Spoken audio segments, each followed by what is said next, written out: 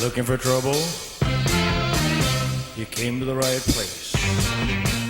The opinions and comments by the Blue Moon Guys are of their own and are not to be mistaken for those of YouTube, EPE, or the Presleys. Now, our hairstyles are another thing. Enjoy the show. We were just talking about hairstyles or whatever we got of them. Hey, everybody. How's everybody doing? Who we got online here? We got, hey, Barb. I think I got that microphone too close to my mouth. Lesley. Hello, Lesley. Brent. Oh, me. Olga. And Olga, we're... So, got a lot to plan. A few little games of trivia that we're going to get into the next 5 chapters of the book.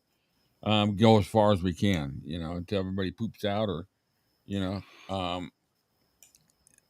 just want to keep, I want to keep going. So you guys got anything before we move on? No, I was just messing with my microphone. All right, so I don't know. First of all, I plead innocent of all charges. There you go. That would be it. We all do. All right, so we'll continue with the book today. We've got a few things. I've done away with the big boo-boo because that's what kicked us offline. Now, if we do get kicked offline for some reason, because I'm going to do one more round of the dramatic scenes because, I don't want to just end it with the first round. So I picked 4. Someone suggested 1, and I picked 3 more. So we'll do that.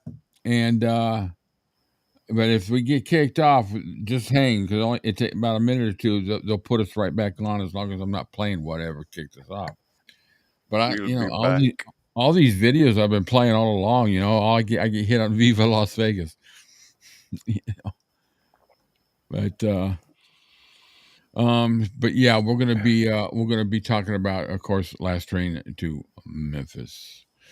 Let's see what we got here. I have an idea. What's that?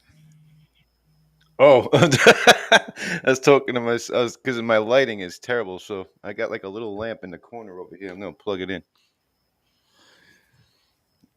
So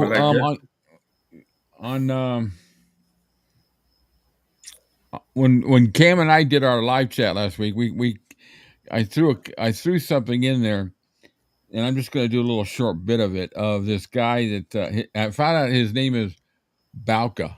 That's how you pronounce the name. I called his name every other name, but you see all these things that pop up on Facebook and YouTube about how he's the closest to Elvis, and he's standing there in front of these, like the show The Voice or whatever, and he starts singing and their mouths like drop open, like, oh my God, it's so what I did, just to have a really good comparison of between Elvis and him, what I did is I took 5 songs. I'm only going to do a couple of them here today because we're going to be in time constraints for some things. But I took a portion of a song from him doing, and then the exact same portion was Elvis doing, and it's only their voices. There's no background music. So I'd be kind of curious to see what y'all think here. So, hi Valerie, hey Susan. Hi guys. All right, so here's a little okay. This is the one that gets them all going. So y'all let me know what you think. Does he sound, is it Elvis or is it Memorex? Here we go. I'm just going to play a portion. I'm not going to do the whole song. As a snowflake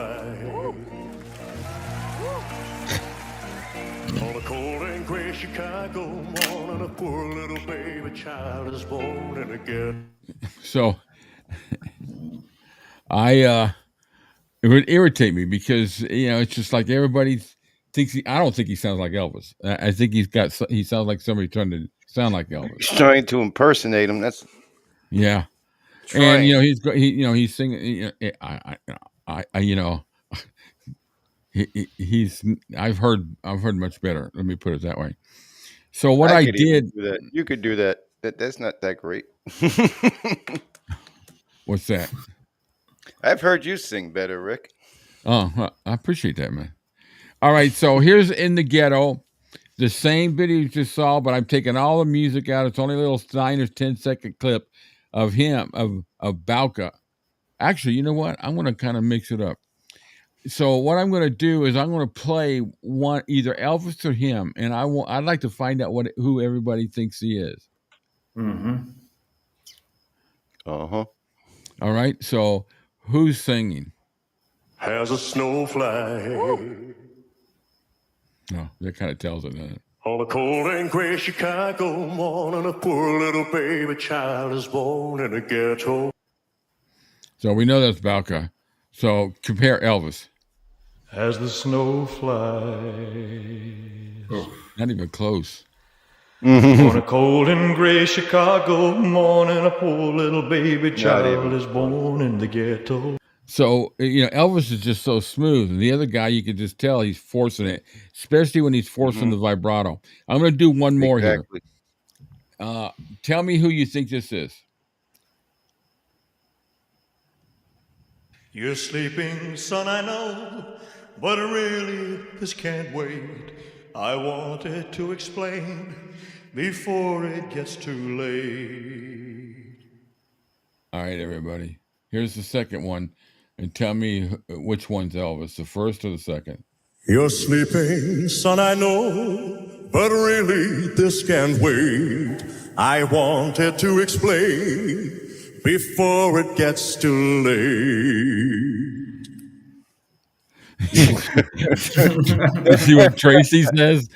If you don't have your hearing aids in, maybe. Oh God, that was terrible. Absolutely. So, Well, Elvis was great. The other guy was. Yeah, the guy's not. First one wasn't? Too much vibrato. He throws too much echo on his voice. Now Elvis has some echo, but his kind of blends into the background. 𝐉𝐞𝐿, well, I called him everything in the book. I went through everything. Bongos. He sounded more like the guy that tried to imitate Elvis with what was his name? Orion? Yeah. Orion, yeah. That was Jimmy Ellis, yeah. Jimmy Ellis, yeah. So anyway, I just thought I wanted. I know a lot of people didn't make the impromptu last second live chat with Cam and I, and we thought, well, I'll go on for 30 minutes. We were on for 2.5 hours. Oh my God! All right, let's get some little bit of news here. So these are just kind of like little things I found online and Facebook and all that. So first of all, I thought this was really cool. Graceland in 1941. Yeah. Isn't that cool? But look how you can't see many trees because they've grown up over the years. But No, yeah, that's pretty cool. I thought that was a pretty cool shot. there was a lake in the back too at that point. Oh, was there? Yeah, Elvis Yeah. Elvis had it cleaned out when he moved in. Yeah. And then so all Elvis fans know who Barbara Hearn is. It was a girlfriend of Elvis's from the 50s and a little bit Yep. part of the 60s. Dixie So, Locke's best friend. Pardon? That was Dixie's best friend. Oh, she used to work with her or something. So her husband passed away in the last few days. So Oh, Lesley shared this. I got the two pictures blown up a little bit better, but it's Lesley sent it over. She let me know about it because I hadn't heard. So here's one picture. That's Barbara and Jim. that's Barbara Hearn. I don't know. Is that Barbara Hearn, Lesley? I don't think. Or is that? That doesn't look like her, but maybe It doesn't. I was gonna say that don't look like her.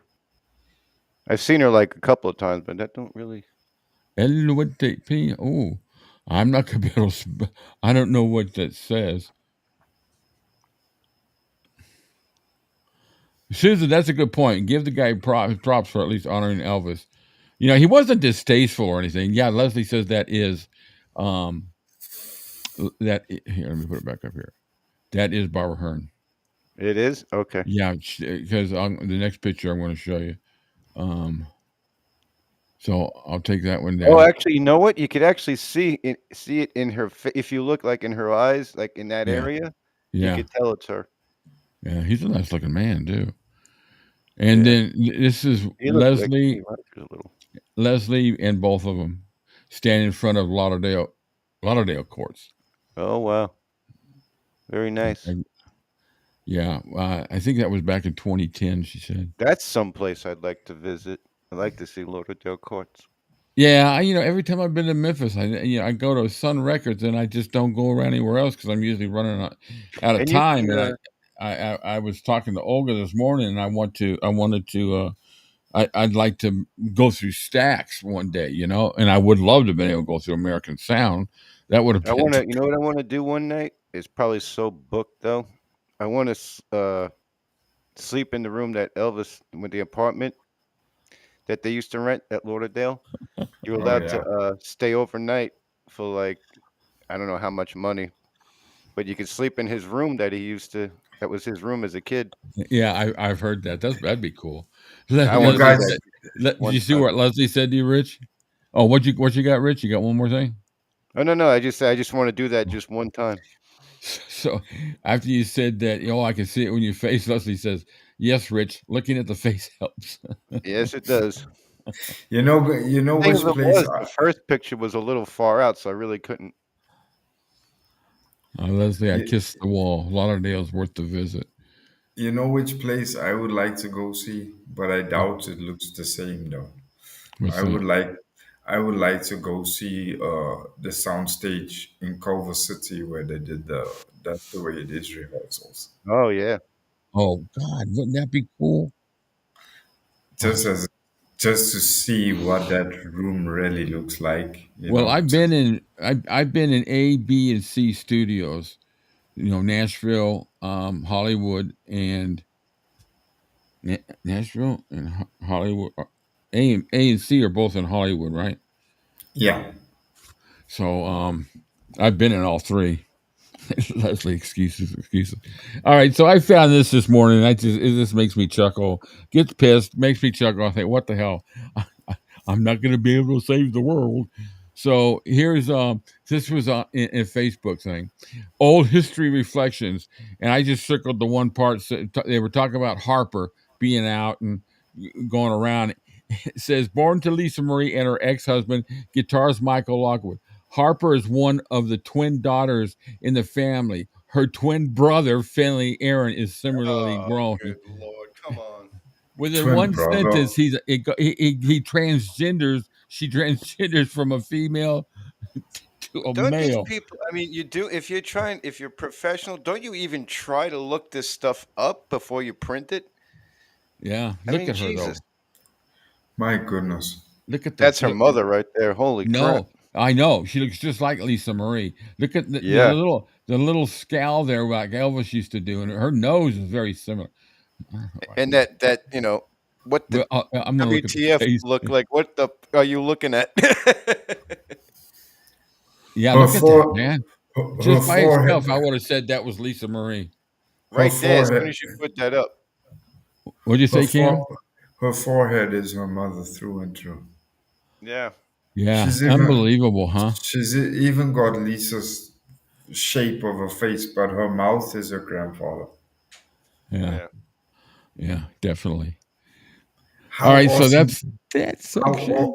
awesome would that be to say, "Yeah, my grandpa's the I king tell of you rock and something, roll." man. Benjamin, he was all Elvis. Oh, You Oh look oh at yeah. yeah, Oh, there's some pictures that were just like, there's some holy, pictures you look at Elvis, like I come across now and I see Elvis and then I see Ben in those pictures, those expressions, the different mannerisms. right? Oh yeah. my God. All Yeah, him. All him. yeah, yeah. He just, yeah, you're right. First time I saw pictures of him when he was a teenager and older, that's when he started really looking like Elvis. Yeah. And Um, the mannerisms, like those expressions, that those weird expressions sometimes Elvis do like stuff like that, it was just oh my God, he was all Elvis. yeah, He's, yeah. That was the problem. Too much pressure on him. And they, yeah. how the stories are and all that. And I don't know. They never really said anything in Lisa's book, maybe a little bit, but I heard or read somewhere where he had an incredible voice for what the style of music he would play. Right. So it would have been interesting to hear. I would just love to have heard him. We just Yeah. want, at least, and sing somewhere. That'd be good. So Yeah, I think everybody in the, he had that shyness like Elvis actually too.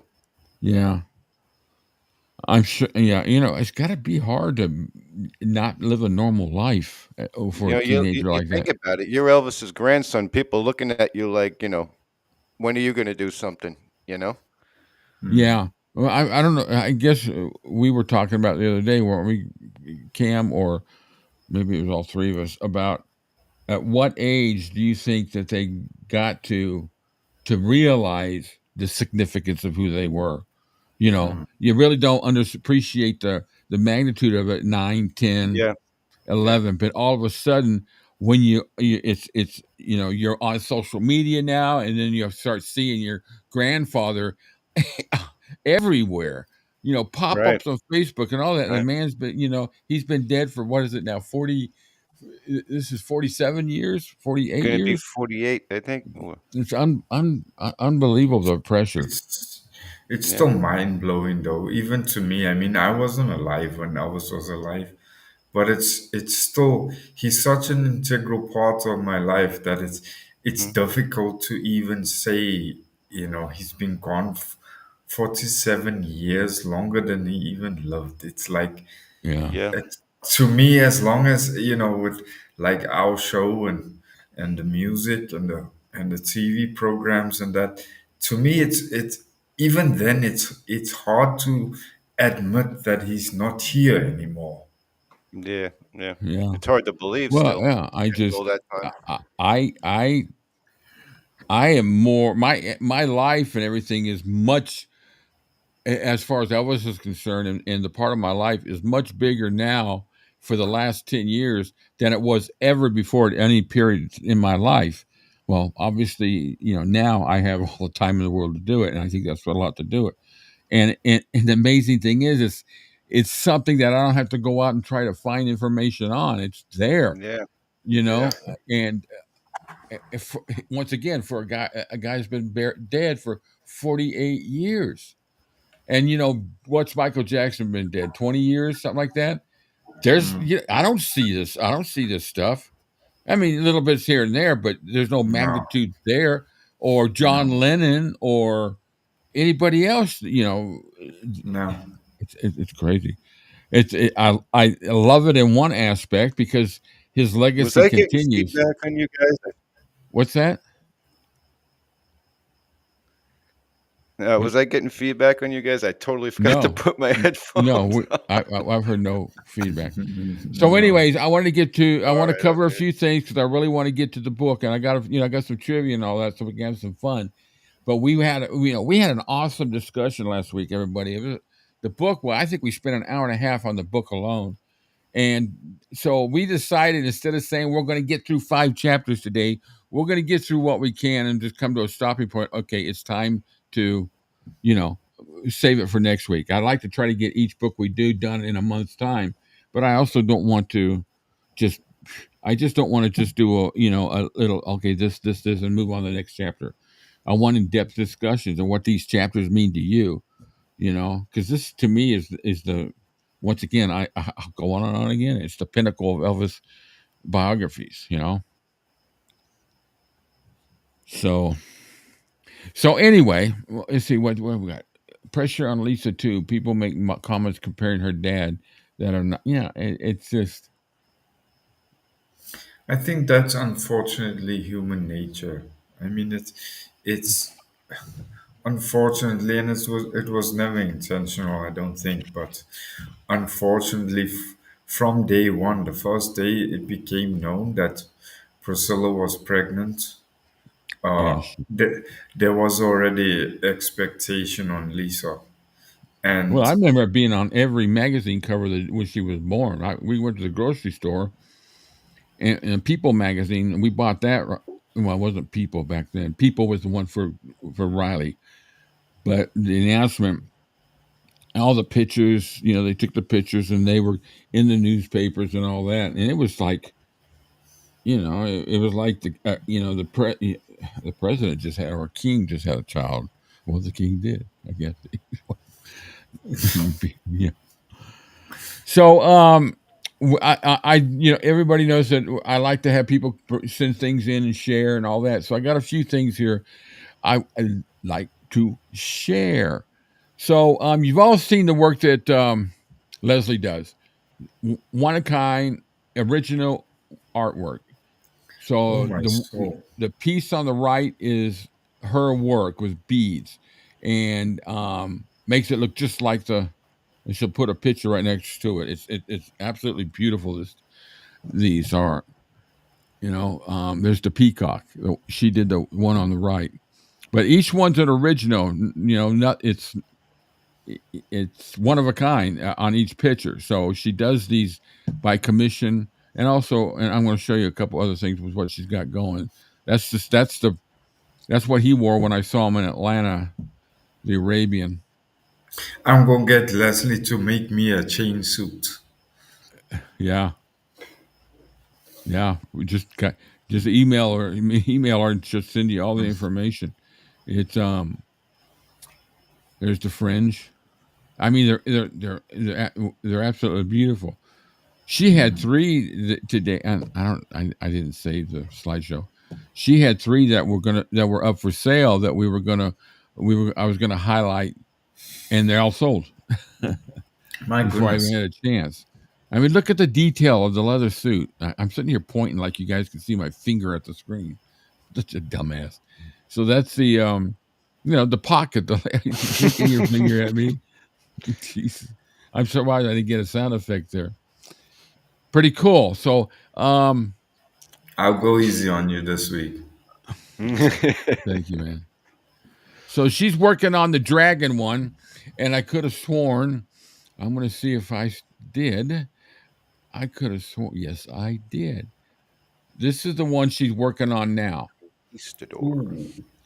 That's the dragon. The dragon. So, I tell you, anybody interested, the email address is scrolling across the top. You can email her and get details, or if you have something in mind you want her to do. I can't wait to see this one done. Well, beautiful work, huh? just had a crazy thought. I don't know. I've never seen. Maybe you The guys have seen it. conquistador is a beauty. I agree with May- Dylan on that one. Maybe Dylan can tell us. But did he have any suits in yellow? Yeah, I Ooh. don't remember Oh seeing yeah, any yellow. you don't remember you don't remember the canary? A canary? Yeah, the You don't canary. remember the canary jumpsuit?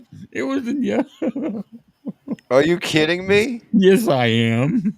I was just gonna say, when As the soon hell as did you that said happen? yellow, I thought of a canary.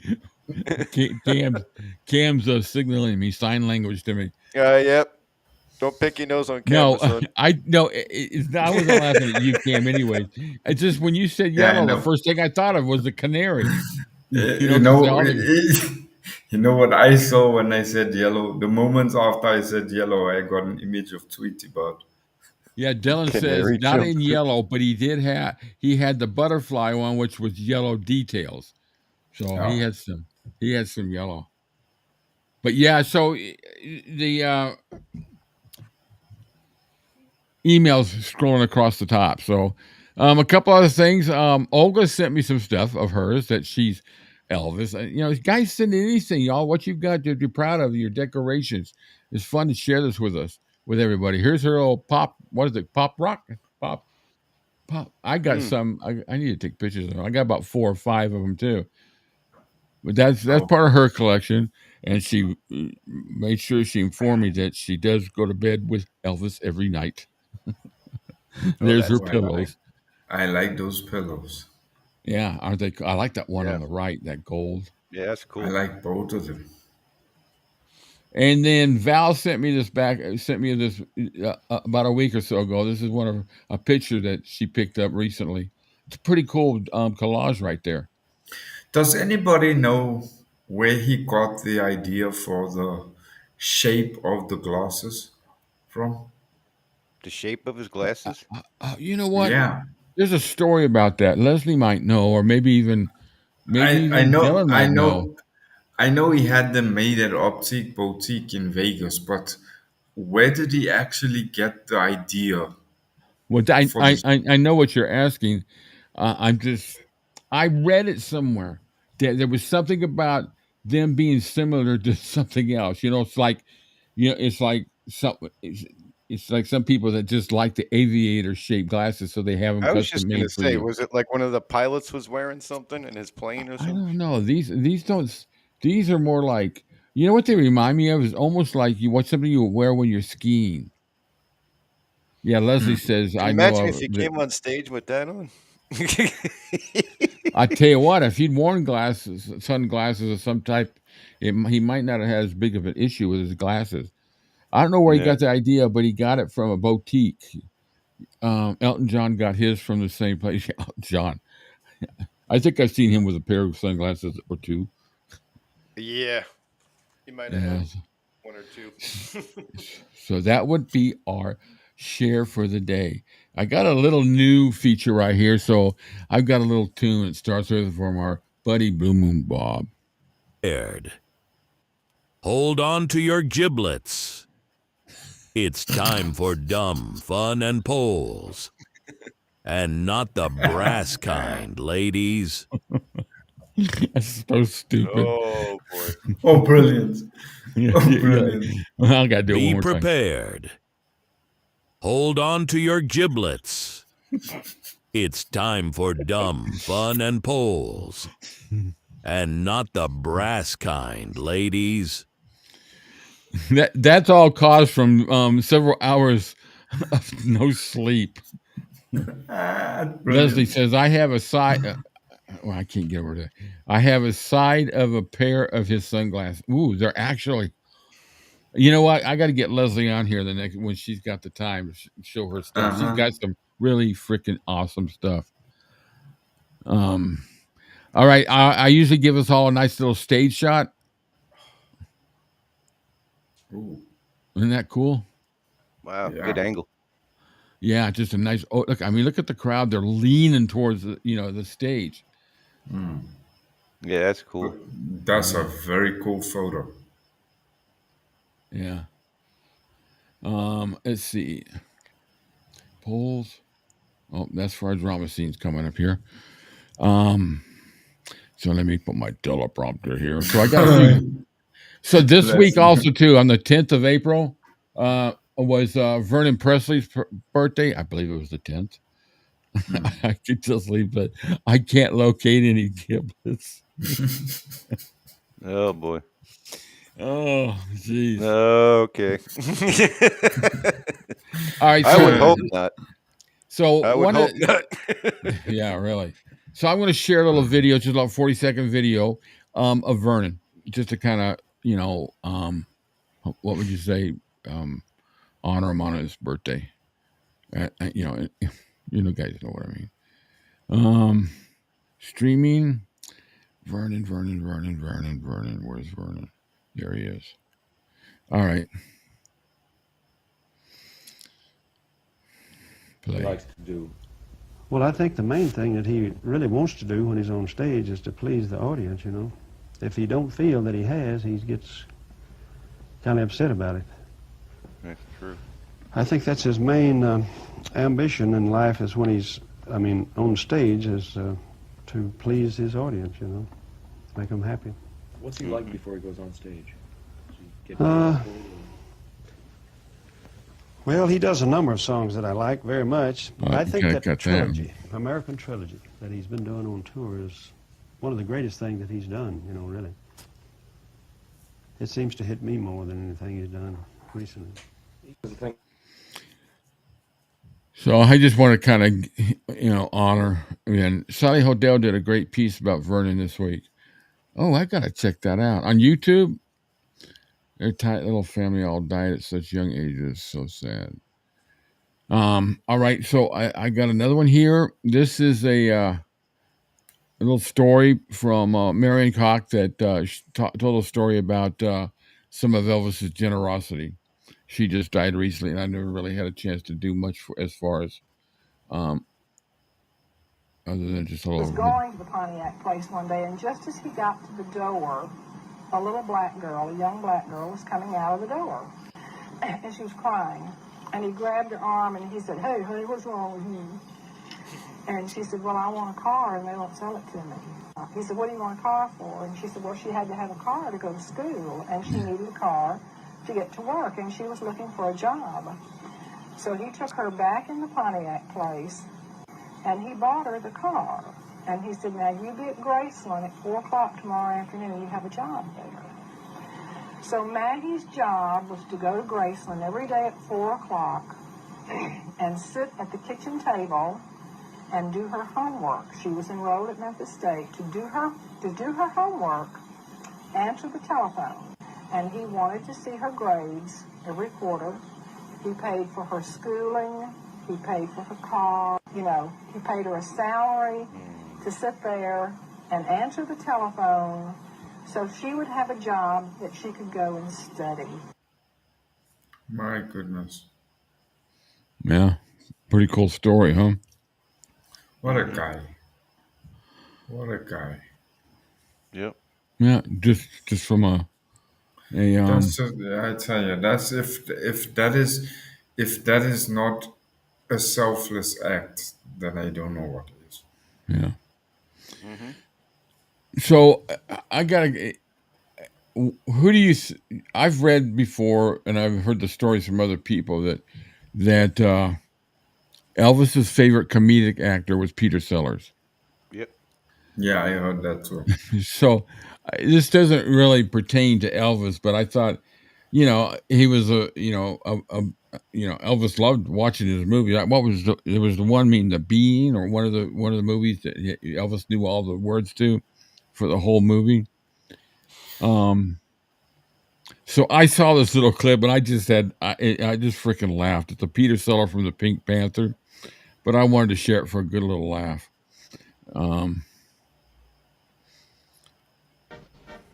Does your dear go bad? No? Oh. Yes, dear good. I thought you said your dog did not bite. That is not my dog.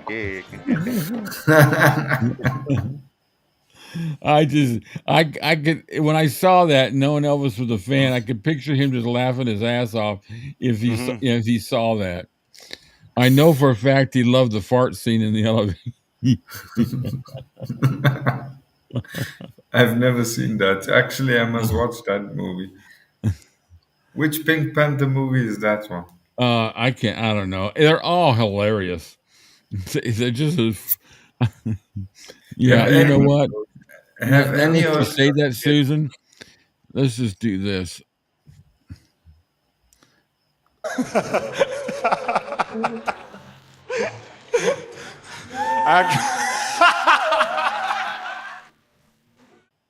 There, you got your laugh. You got your laugh. Our homework is to watch the fart scene for next week. I'm gonna have to find that just to share it. Yeah, I loved Pete. I did. I love Peter. So he was just that accent, And then what was the boss's name? He was always beat up. Inspector Clouseau. Yeah, Inspector Clouseau, but his boss, who hated him with a passion. I can't remember his name. Played by Herbert Lom. He was hilarious. I don't even remember. Did any of you? I was like 5 or 6 years old when that was on. Yeah, I had just gotten married, I think, when I went and saw that.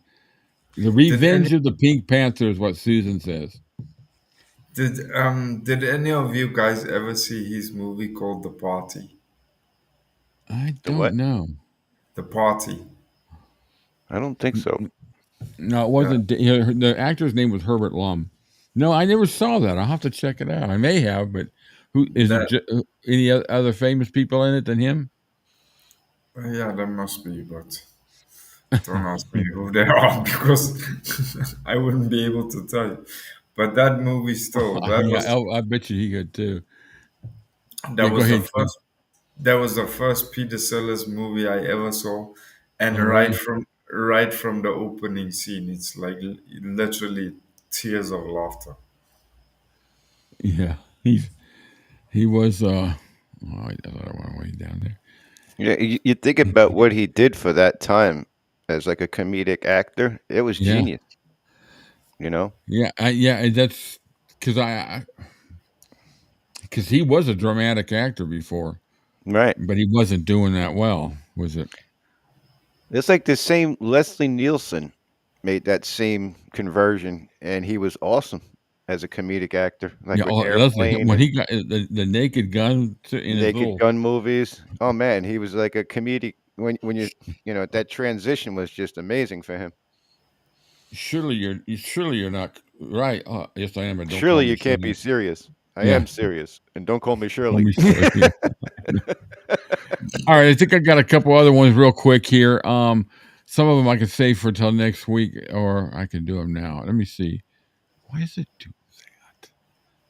Dramatic scenes. Where'd they all go? Silent. Oh, no. Oh, there it is. I did Maggie's. Oh, I did them all. Okay, cool.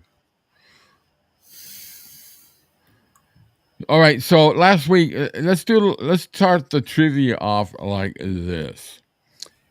I would like this is I did this last week. So we here in the studio are not gonna we're gonna let you guys tell us. I did that silent scenes last week and I thought it was pretty cool. But we're gonna see if you can tell me. This is all from Elvis on tour. Oh, except for one, it goes back in the 50s. So tell me what the song is.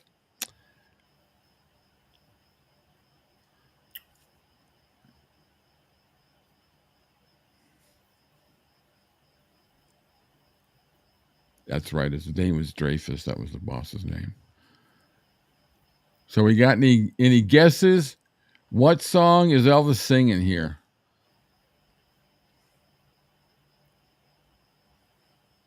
Close. Oh, wait a minute.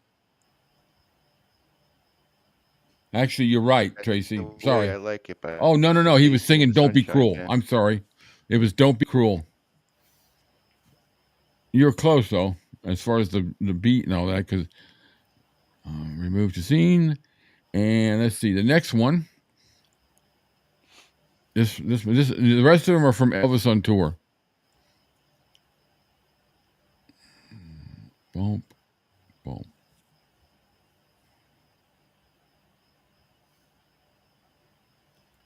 Okay, JB is not playing fair. Oh, Any guesses out there for that one? Elvis on tour. Is this too tough? Why me, Lord? No. That's because her internet froze. Damn. Chillin' agreed with you. I love Pete. You got it. C-Cat got it. Polk Salad Annie. Oops, Helen Cindy. Would it be cool if we have a live version of him doing that? Oh. All right. Number 3. Same time, different night.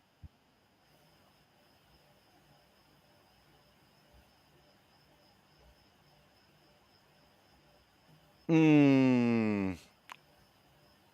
Mm. I think I got it, but I'm zipping my lip.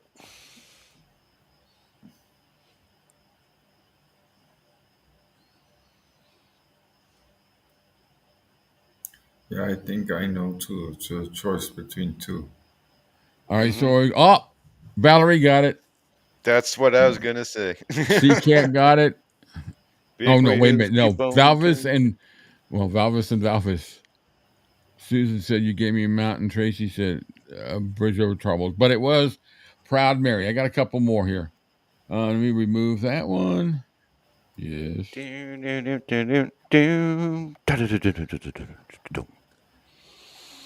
This one might be pretty easy to get.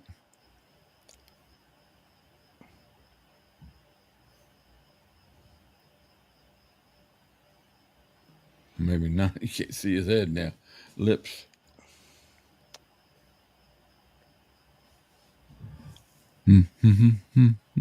Any guesses? That is Dang it. Lucille. Lucille, yeah. Lucille? You picked a fine time to leave me, Lucille. Yeah. Oh, Lord. That one was. I'm sorry. You guys got any guesses? Nope. That no, one was never been to Spain. Oh. You got one more.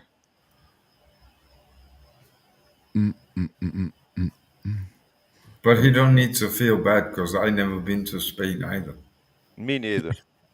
Yeah. But I've been to Oklahoma. I've been to I've been to Barcelona. Oh, I know this one. Yeah, I think a lot of people are going to get this one. Hate when that happens. Yeah, the damnedest TCB necklace, man. He always have. Any guesses on that one? Lesley goes PR, and that's as far as she got. Uh-huh. I'm going to play this one more time. These might be a little bit too hard doing it like this. I need to try to get his face so that you guys can. No, this good though. All right. Any guesses? No. I can venture a guess. Can't help falling in love. Let's take a couple more and we'll see if you got it, Cam. Burning in love. No. Can't help falling in love. No. What do you got, Cam? I can't remember the song titles. It eludes me now, but it comes off Elvis now. You're not a dream. You're not an angel. Yeah. Until it's time for you to go. Until it's time for you to go. Take my hand. Yeah. Oh. So, I don't know. A little bit of fun. I don't know if you guys let me know whether you like. I'm trying to lip sync, but not easy when he's not singing. Banjo Paul is in the house. Where did you go? Where did you come from, Banjo Paul? Where did you go? We need a Cotton Eye Joe on here somewhere. All right, I got some trivia here. This will be pretty. Should be pretty easy, or maybe not. So the trivia today is on each slide. Well, this is the first name, screen name of the Elvis's female co-star. I need you to name the movie, and the actress. But I think we figured that one out. The actress played Rosalind in this movie.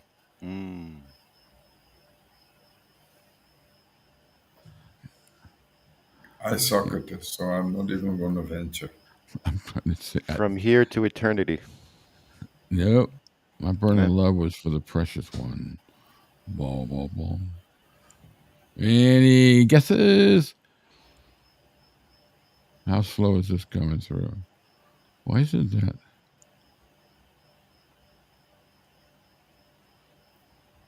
Oh, it's going through. Can we get a pick? No. that would no, not on this one.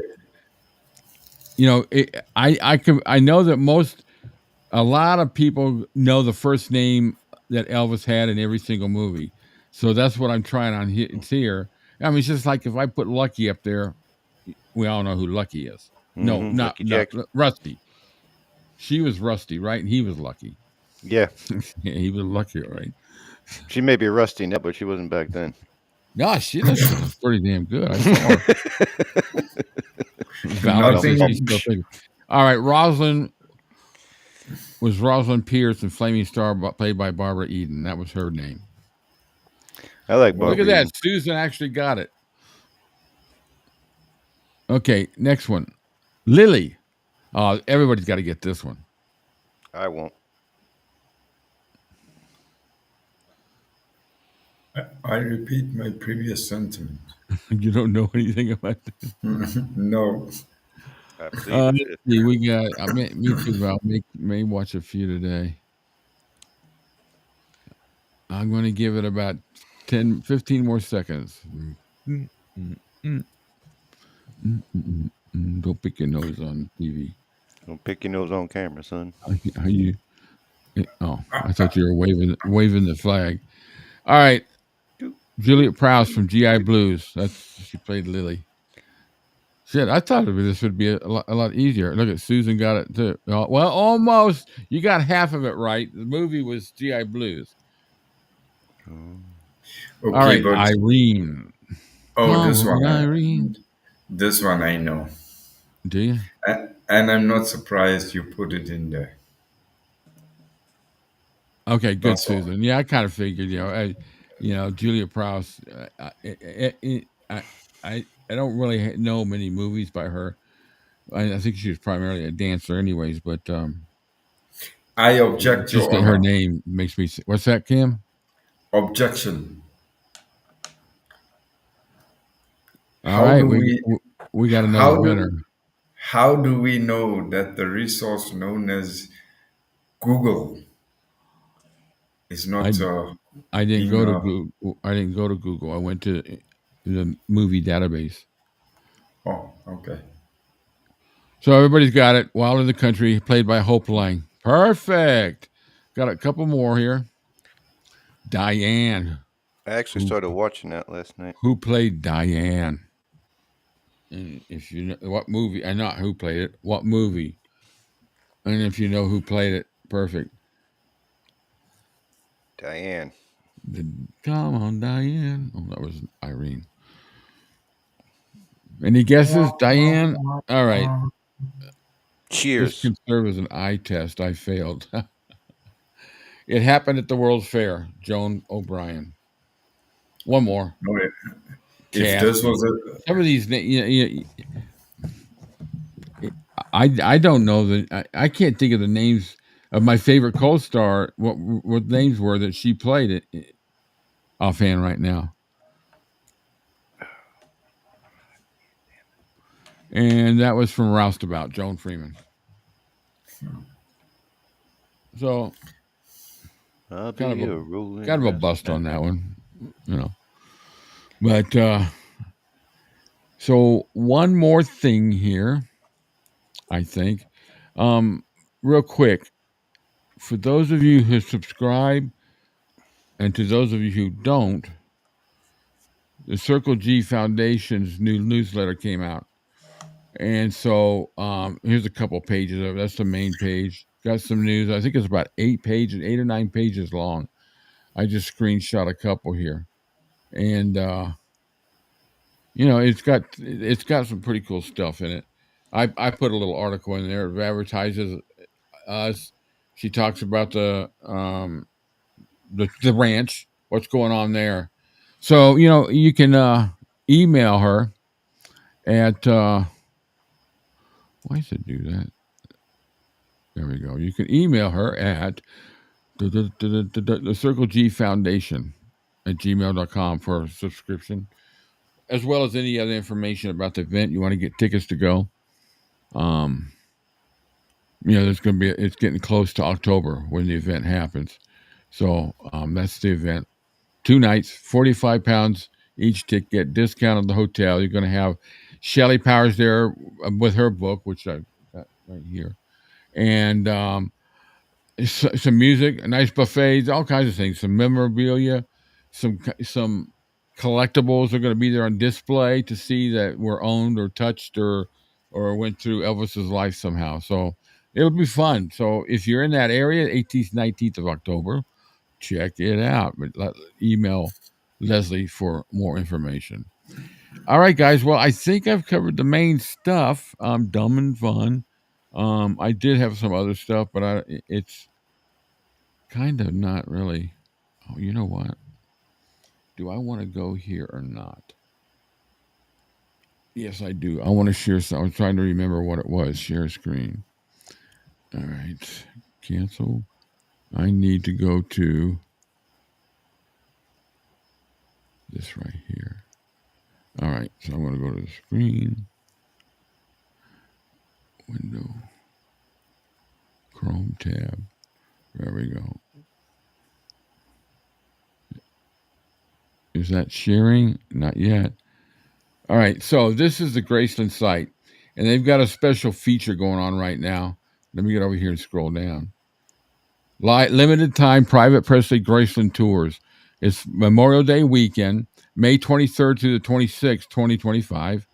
And it's all based around his service, really, of that kind of a theme.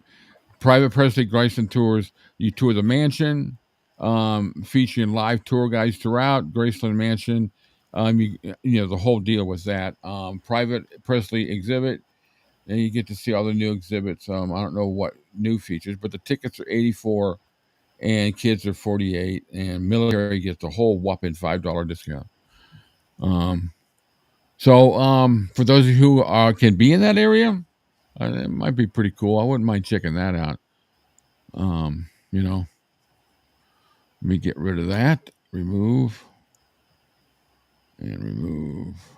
Yes. All right. So last week we got started on the book. Let me get up here. So last week we got started on the book, The Last Train to Memphis by Peter Guralnick. Wound up with a pretty good discussion. So we got through the first 5 chapters. So I've kind of gone through and did like I did last week, was just some highlights. I highlighted some screenshots of some things just to kind of, get a conversation started. But last week we saw the early stages of the beginnings, featuring around Dewey Phillips and Sam and how everything started to connect together. We got to the point of where he did the his little first recording. So today we pick it up and when he's getting ready to do That's All Right Mama. So you guys got any comments before we get started here? Oh, you know what?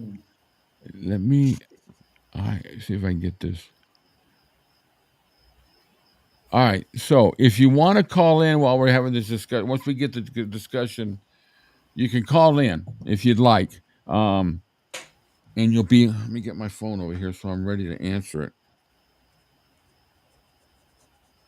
And, you can, so we'll all be able to hear you. You probably won't be able to hear Cam and Rich, but I'll relay any questions to them because I don't think we can group all 4 of us together on it. Mike could, but just, dial that number. Do I have another thing other than that? Why the hell? Layers. Oh, there's the one. Okay, well, let me do this. Scrolling text. I'll take. Well, that's stupid. That didn't work, did it? I'll just leave the one at the bottom. What the hell? So, 770. Well, it's actually a 1 before that. Jesus Christ. Edit. 1. Save. So that's the number on WhatsApp. You got to use WhatsApp to do this. I haven't got it really configured really good with Google Voice where you can just call in with a regular phone, but that's also limited to the States. We now look like the Home Shopping Network. Yeah. I would like to order the zirconium fancy cubic whatever. zirconium. Yeah, really. Where's the book? Okay, highlights. So last week, what I did is I had scanned some pages. So we're starting off with That's All Right Mama. I'm going to enlarge this here real quick for me. So, we've gotten up to the point where Elvis is getting ready to go start recording. And then I guess Marion, we all know the story about Marion, trying to convince Sam to get him in there. So this is where we all begin in the book. So tell us what you think. What your highlight points were at this beginning. it's pretty cool. Sam said Sam was interested in trying him out on his new song. He had picked up his latest trip to Nashville to record the Prisoners. So he introduced them to Scotty to get them together to try, work together at home before they came on in. Ooh. Welcome to Movie Phone. Can you hear me? Yeah? Can you guys hear her? Rich? You guys can't hear her? Nope. Okay, let me see if I got to put it into the... Your volume went low, too. My volume went low? Is it me, Cam, or did Rick's volume go low? No, it did. Trying to it get did, right? More. Is that better? Yeah, that's a little bit. Oh, you know what? For some reason, that's burying our volume. Can you hear me, right, Olga? Okay. But you guys can't hear her? No. Wow. Yeah.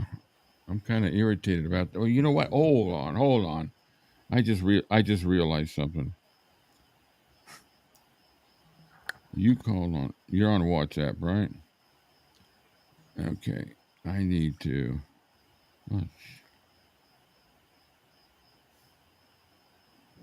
WhatsApp. All right. Do me a favor. Call me back. All right. Bye. You know what happened? I didn't set the speaker for... We now return to our regular program. I just don't understand why. Oh, I know why. Because the volume's feeding back. Okay.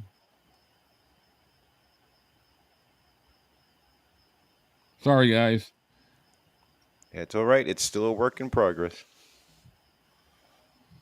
It's okay. Bobblehead Cam will come out. Yeah, one of the highlights I'm going to show next. Let's see what everybody's saying. Anybody saying what? Oh, that's the scrolling text. That's the highlight.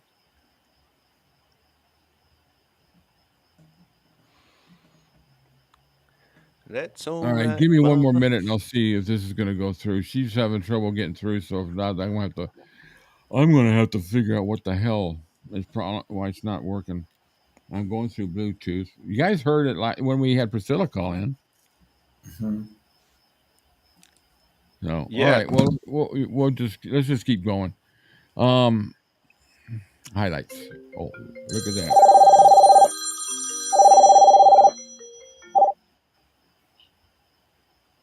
There we go. Okay, can you hear me? I can hear you, Rick. You guys can hear it, right? There we go. Oh yeah. I can hear it. Now you get to check what speaker you want when your phone goes through, and I forgot to pick the mixer up. So, gotcha. All right. Hi guys. Hi everyone. Hi. Hello. They're all saying hi. Okay. Yeah, you won't be able to hear them talk, but I'll relay it back. So they said hi. Okay. So what do you think? What are your thoughts about the book? About the book and where we're at? You're in a good spot. Very good spot. I love the book. It's great. Now, you heard what part we're at, right? About when he's just getting ready. He just met Scotty. Yep. I'm looking at you now on the TV screen. I got that on mute. I'm talking to you on the phone. Yeah, because we'll get feedback. That's very smart. Yeah. Yeah. What was the most impressive thing about the book? This book, The Last Train to Memphis? Yeah. Oh man, that's a hard question. Because there's so much detail in those books. Oh my God, guys, it's 𝐂𝐫𝐞𝐿. I didn't even tell you who it was. Sorry, guys. No, that was my fault. I didn't tell him who it was. It's Olga. Yeah. All right. Well, go ahead. I appreciate you calling in and absolutely sharing what you had. I thought that was pretty cool. I haven't figured out this WhatsApp too well either, so maybe we'll get it down. We'll figure it out, and we can do better a little more in-depth calls with conversation. Yeah. Okay. Well, yeah, we'll get that all worked out. This is the first time we've had somebody call in, so. Yeah, but I love all three of you guys. You guys mean Thanks. the world to me, and I look forward to you guys every week, even if I'm watching on replay. So thank you. Yeah, she's gonna We be love you too. We appreciate you, Olga. she's our press person now for Elvis Week. So Yeah. she's gonna be doing some stuff. We got her press pass and everything. So all Yeah, right, she's Olga. awesome. All right, the subscribers, I see them all on the screen. Hi, everybody. You guys are a great group. Love the channel, and I'm going to let Rick go so we can get back to the program. All right, adios. Bye. All That right. was awesome. That actually came through pretty good, didn't it? So That was pretty cool. Yeah, I heard her loud and clear. all right, guys. So we're in we're in chapter 6. We're at meeting Scotty now. Let me go to slide number 2 here. Oop, no, 3. There's a part here I want you all to on this part. So Elvis shows up at Scotty's house on Bell's in his old Lincoln. He was wearing a black shirt, pink pants with a black stripe, white shoes, and a greasy ducktail, and asked, "Is this the right place?" When Scotty's wife, Bobby, answered the door, Bobby asked him to have a seat and went to get Scotty. I said, "The boy is here." He said, "What boy?" I said, "I can't remember his name. It's the one you're supposed to see today." I can imagine her opening the door and seeing him standing there dressed like that. Can you I'd have called the imagine? cops. Yeah. Yeah, I love this. This is what I really liked about this book is that it just wasn't like a flyover. It wasn't just like a Cliff's Note type of deal. I mean, there's details and it's just the research that he did, and we haven't even gotten into the studio yet for That's All Right Mama. And there's a little blurb I'm going to read about that scene, and we all know the scene, but when you read it, to me, it's like, let me take this off. It's a more deeper perspective. Yeah, and that makes the people more human instead of just a name in a Right. book. Right. I could picture Dewey Phillips. They were talking, saying how he was just, like kind of like a disorganized guy, and he's just a free, a fun-loving, just wanted to have a great time, and that's the perfect type of DJ. Did I lose you guys? No, I'm still here. Oh, and then when he starts talking about Sam and the history of him, and then everybody else all around, the story we've gotten up to now with Gladys and what she was like, and it's what it is. It's the it's the formulation. Okay, let me put it this way: this is the DNA of the making of a king, of a rock star. It's all this comes together. And it's like if this piece that Dewey had never played the record, if Sam had never recorded them, got tired of them. I think it's cleverly done in the sense that there's enough information there to do an accurate character sketch of each person in the story. Right. Right. Yeah, Lesley. It's ironic that Scotty was instructed to look after Elvis. Oh, you know what? I need to get rid of that banner because I cannot see Because it's like not just the Scotty. same old story, but it's like just like different points of view to it too. Like Yes. you know what I Yeah. mean. That's pretty cool in itself. Like you get Scotty's story, you hear his stories over and over, but then like if you hear like somebody else that was around at that time with that happening, then you're hearing about Scotty's reaction and Elvis's reaction. You know what I mean? So Yeah, that perspective is a nice perspective. I think about wouldn't it have been nice or nice? It would have been interesting to have been able to read a book written by Bill Black and gotten his perspective of the whole thing. all the Yes. Yeah, way all the way till yeah. until they broke, because there was some animosity there, and to me they were the Blue Moon guys. They were the three: Scotty, DJ, and Bill Black. And when they were on stage, they were.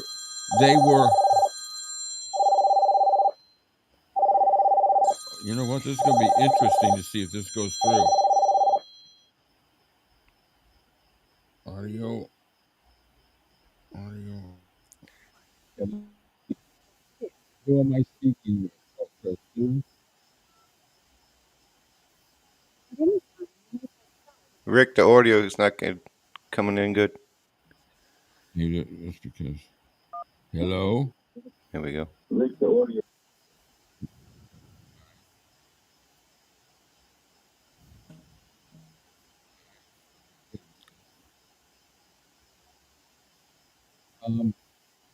You can try that number again in a minute if you'd like. The same bill passed so early, they went through so much together. Yeah, to me it seemed like they were one unit on stage, but when they were off stage, to me,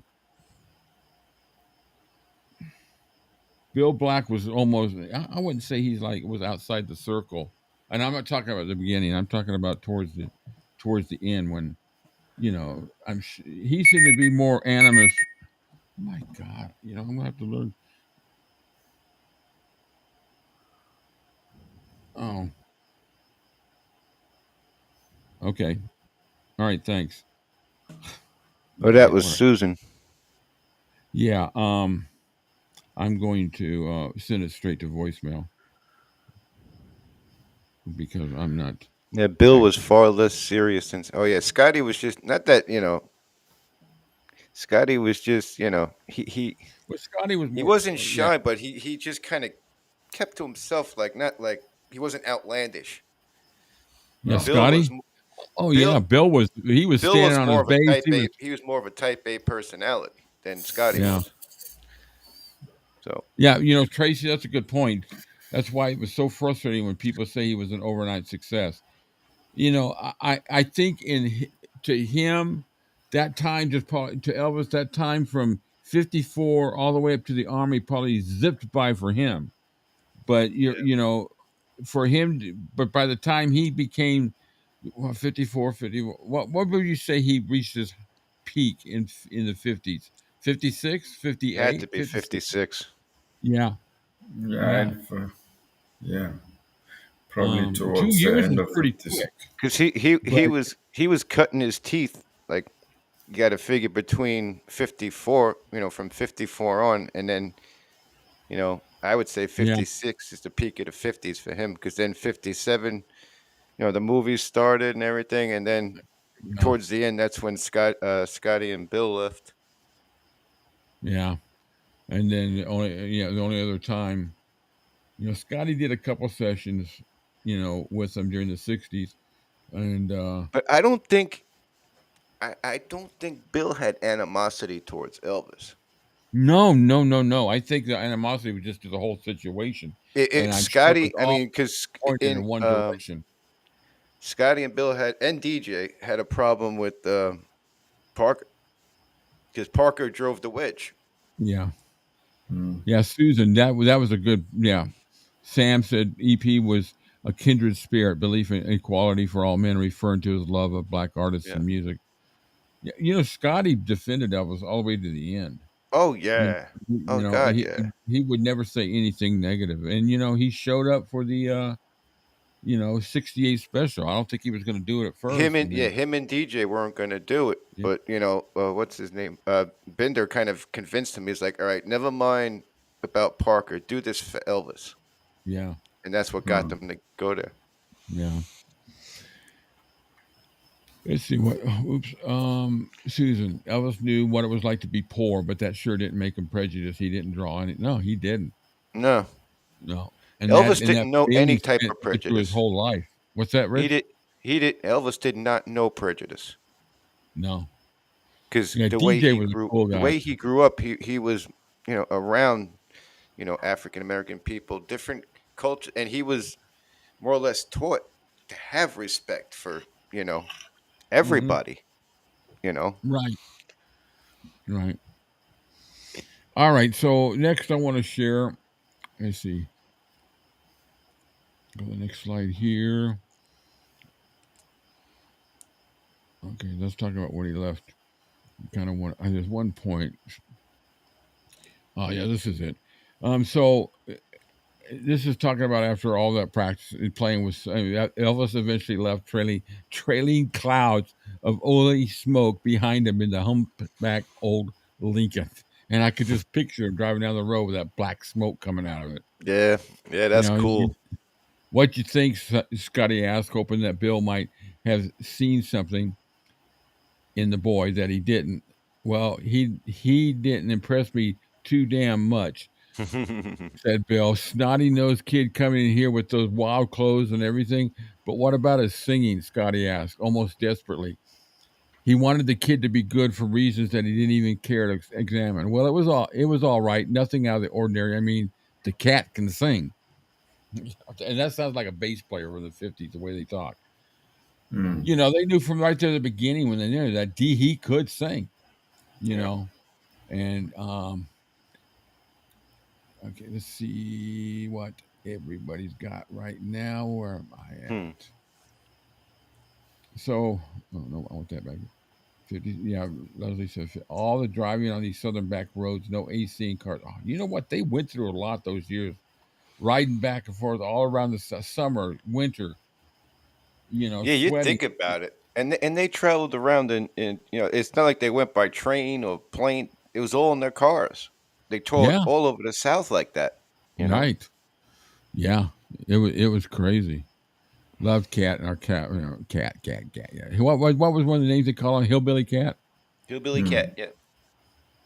So this is the part. This is the part when they break into that's all right. I this is what I like about 𝐉𝐞𝐰𝐞𝐥𝐿. And I've said this. I know people probably say, "Oh, I've heard this before, Rick," but when I read a book, it's a movie in my head. I see it all. So I'm sitting here reading this, and having been in Sun's studio, I'm like standing over in the corner watching this in my mind. I'm freaking weird, but that's it is. So finally, they decided to take a break. They'd all been trying these all different songs and all that, and it was late, and everybody had to work the next day. Maybe they ought to just give it up for the night, come back on Tuesday and try it again. Scotty and Bill were sipping cokes, not saying much of anything, and Mr. Phillips was doing something in the control room. I picture this. They're just fiddling around like, what are we going to do? Nothing's really happening here, Yep. And as Elvis explained it afterward, this song popped into my mind that I had heard years ago, and I started kidding around with it. It was a song that he told Johnny Black he had written when he sang it in the courts, and Johnny believed him. I just had to laugh, like I see Elvis sitting there saying, "Yeah, I wrote this song. Check it out." The song was "That's All Right, Mama," an old blues number by Arthur Big Boy Crudup. All of a sudden, says Scotty, Elvis just started singing the song, jumping around and acting the fool. And then Bill picked up the bass and he started acting the fool too. And I started playing with him. Sam, I think, had the door to the control booth open. I don't know. He was either editing some tape or doing something, and he stuck his head out and said, "What are you doing?" And we said, "We don't know." "Well, back up," he said. "Try to find a place to start and let's do it again." That's the exact way I've always heard the story. I mean, that's the, how do you put it? The basis of what I've heard for the story. But you see it, you hear it. Susan, I love how Elvis didn't want anyone to dislike him, and he wanted to make sure no one in the business thought he had a big head. Tracy, he was so different looking from what they were used to. Yeah. I mean, look at what they That's said. true. Yeah. At the Grand Ole Opry. DJ was a hip dude. Brenda Boyettle? I hope I said that right. Welcome. I don't think I've seen you before. Boyettle. I think she used to be on my live stream. Believe me, the clothes were not crazy. They were standard for teens of the time. I was there. Oh, okay. Thanks. That's pretty cool to hear from somebody that was at that period of time. Susan, now when you say you were you there when where Elvis was at, or you were just there at that time? Laughed at Jimmy Rogers. Susan says Snow's description of the kind of hair oil Elvis put in the hair, one to keep the hair falling a certain way on his head. He used 3 kinds of oil. Now, I always had a question.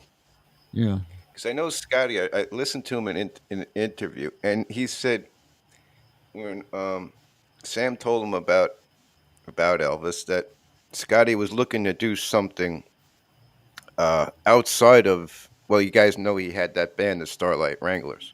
Right. Yeah. So he was looking to do something else, like put something together outside of that. So Yeah, like because they I'm thinking recorded the like was it songs like a down in band Memphis. he was just trying to do like with you know? Yeah. And the thing of it is too, when they saw Elvis, they used to being around guys like guys that were in the Starlight Wranglers that not uptight type of music, but they're just playing. There's no antics, there's no nothing. So and the style is very kind of, Yeah. plainish. Yeah. So when they see somebody like him, of course it's like, what in God's name? Yeah. Yeah, where did you come from? Well, Yeah. you read all the first part of the book, and we're to the point, and it talks about how the famous saying, "If I ever get a white man to sing like a black man, I'd make $1 million." Yeah. And that's probably at that very point he's sitting there thinking that phrase coming back to him in his mind. The second Elvis started singing, "That's All Right, Mama." Yeah. Brenda, I may be the only one in your group who actually saw Blue Hawaii when it was released. I'm close to you. I'm close to you. I saw Follow That Dream when it was released. Brenda Boyle. I know she used to be on my Oh, Clarksville, Tennessee. That's not far from me. Take the Last Train to Clarksville. But I just think I it's just I just love the way he How tells funny the is story. that? We're discussing Last Train to Memphis, and then Clarksville comes up. It's like Last Yeah. Train to Clarksville. Yeah, that's pretty cool. Yeah, Clarksville. I used to have a cousin live there for a while.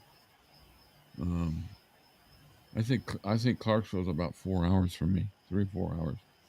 Scotty was an enormous fan of Chet Atkins. Yeah, I tell you what, Chet Atkins did a lot of producing of those early songs. He was maybe hoping for a group that would make it in Nashville. Yeah, my mom Right. had all these Chet Atkins records. You know, the one thing that always fascinated me about Scotty, right, was Hmm. that he always remained so soft spoken. Yeah. Oh God.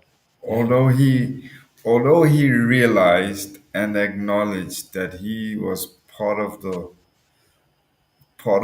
something really massive in history, he never ever really got that big air about himself. Like, Yeah. oh, yeah, he always him and DJ always, they always had time for the fans, and Right.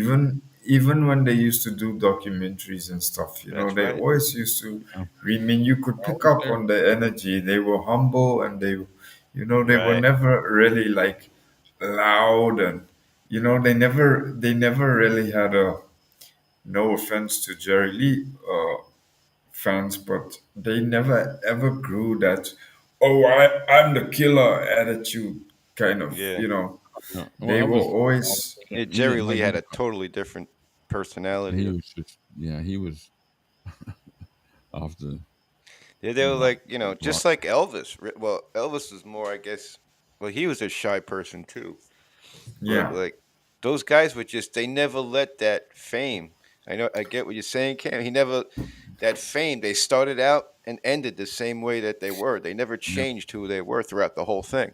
And you can see that energy too in the 68 show Yeah. that they did. I mean, initially, yeah, you could see it was tight, but Yeah. like after the second song, it was like they were right back there in Sun Studios. It was just, Yeah. it was yeah. the DJ audio. beating on a guitar case, Yeah, and and I mean, the great. moment he walked in on the stage, I mean, DJ was sitting there with a finger, and Right. Yeah. Now you it got to was like, figure if had Bill Black been alive when they did that, Charlie Hodge wouldn't have been in those scenes. I don't think so. I bet Bill no, Black wouldn't have done it. I don't think Bill would have done it. I don't Yeah, think Bill Bill would had have a done. lot of animosity towards the Colonel. Yeah, and I don't think he would have unless he had more love for Elvis than he did Colonel and it did like Scotty. Scotty didn't want to do it because of that, but anyway, Oh, it worked out good. DJ was funny. Lesley met DJ. She said it was funny, has a great sense of humor. Yeah, I've yeah. seen some videos of him. Susan, yeah, I've got that book. That's all right by Scotty Moore. It's a good book. I've seen It's so come many out interviews with Scotty, narrated. man. He's so nice to listen to. He really Yeah. is. When you Yeah, listen Yeah, to his when he stories. does those tribute shows too, like with different stars that he gets out there and play, and you know, people like Eric Clapton and Keith Richards and and some of the early the '60s guitarists, they always go back to Scotty saying that style, when they first heard Scotty playing. Scotty wasn't elaborate. He was just basic, No. straight. He had a. You could turn on. You could. It's just like those voices that we did earlier. You could put on a record, somebody else playing, and if Scotty's playing, you would know it's Scotty because he had a style that nobody, could match. I have to clarify. It's the echo. Yeah. It's like the echo, the reverb, the echo from Sam. Nobody ever matched that sound he got. Not back No. then. Now they could do it digitally, but RCA got pissed. They wound up putting Chet Atkins said he wound up putting Elvis at the end of a hall and put the microphone at the other end to get that echo sound on Heartbreak Hotel. I got to clarify myself a little bit. I didn't, Lesley saying, "Oh, I think Charlie would have been there, come what may." I'm not saying he wouldn't have been around the whole scene. I'm just saying, when you look at the sit down shows, Yes. the where they set up, that Charlie was taking Bill Black's place. Yes. Yeah, I think Charlie. I think, and this is my opinion, I think Charlie would have been there, but there was another guy. He would have been there, but not was in the other that guy? same type of situation. Well, I think he would have been in that circle playing guitar. There was another guy there. I don't know what. I can't remember who the other guy was. You had DJ, Scotty, Elvis, Charlie, and there was another guy up there. He had another guy playing Alan something Fortis. like. Was it Alan Fortis? Yeah. Alan Fortis was there. So I don't know. Alan Maybe I'm Fortis. wrong. Maybe they would have squeezed him in somehow. But Yeah. But when I And used then to look at, every time I look at that, I look at Charlie and I think of Bill Black sitting there. You know what I mean? So I'm thinking, like, is Charlie actually taking Bill Black's place where he would have been? Yeah. Yeah. Yeah, and then of course they had Lance LeGault next to between Elvis and Charlie That's the bashing guy away I was thinking of. I wanted to say his name. Thank on you, the Cam. on the tambourine. That's the guy I was It's thinking of. amazing. The very first unplugged session.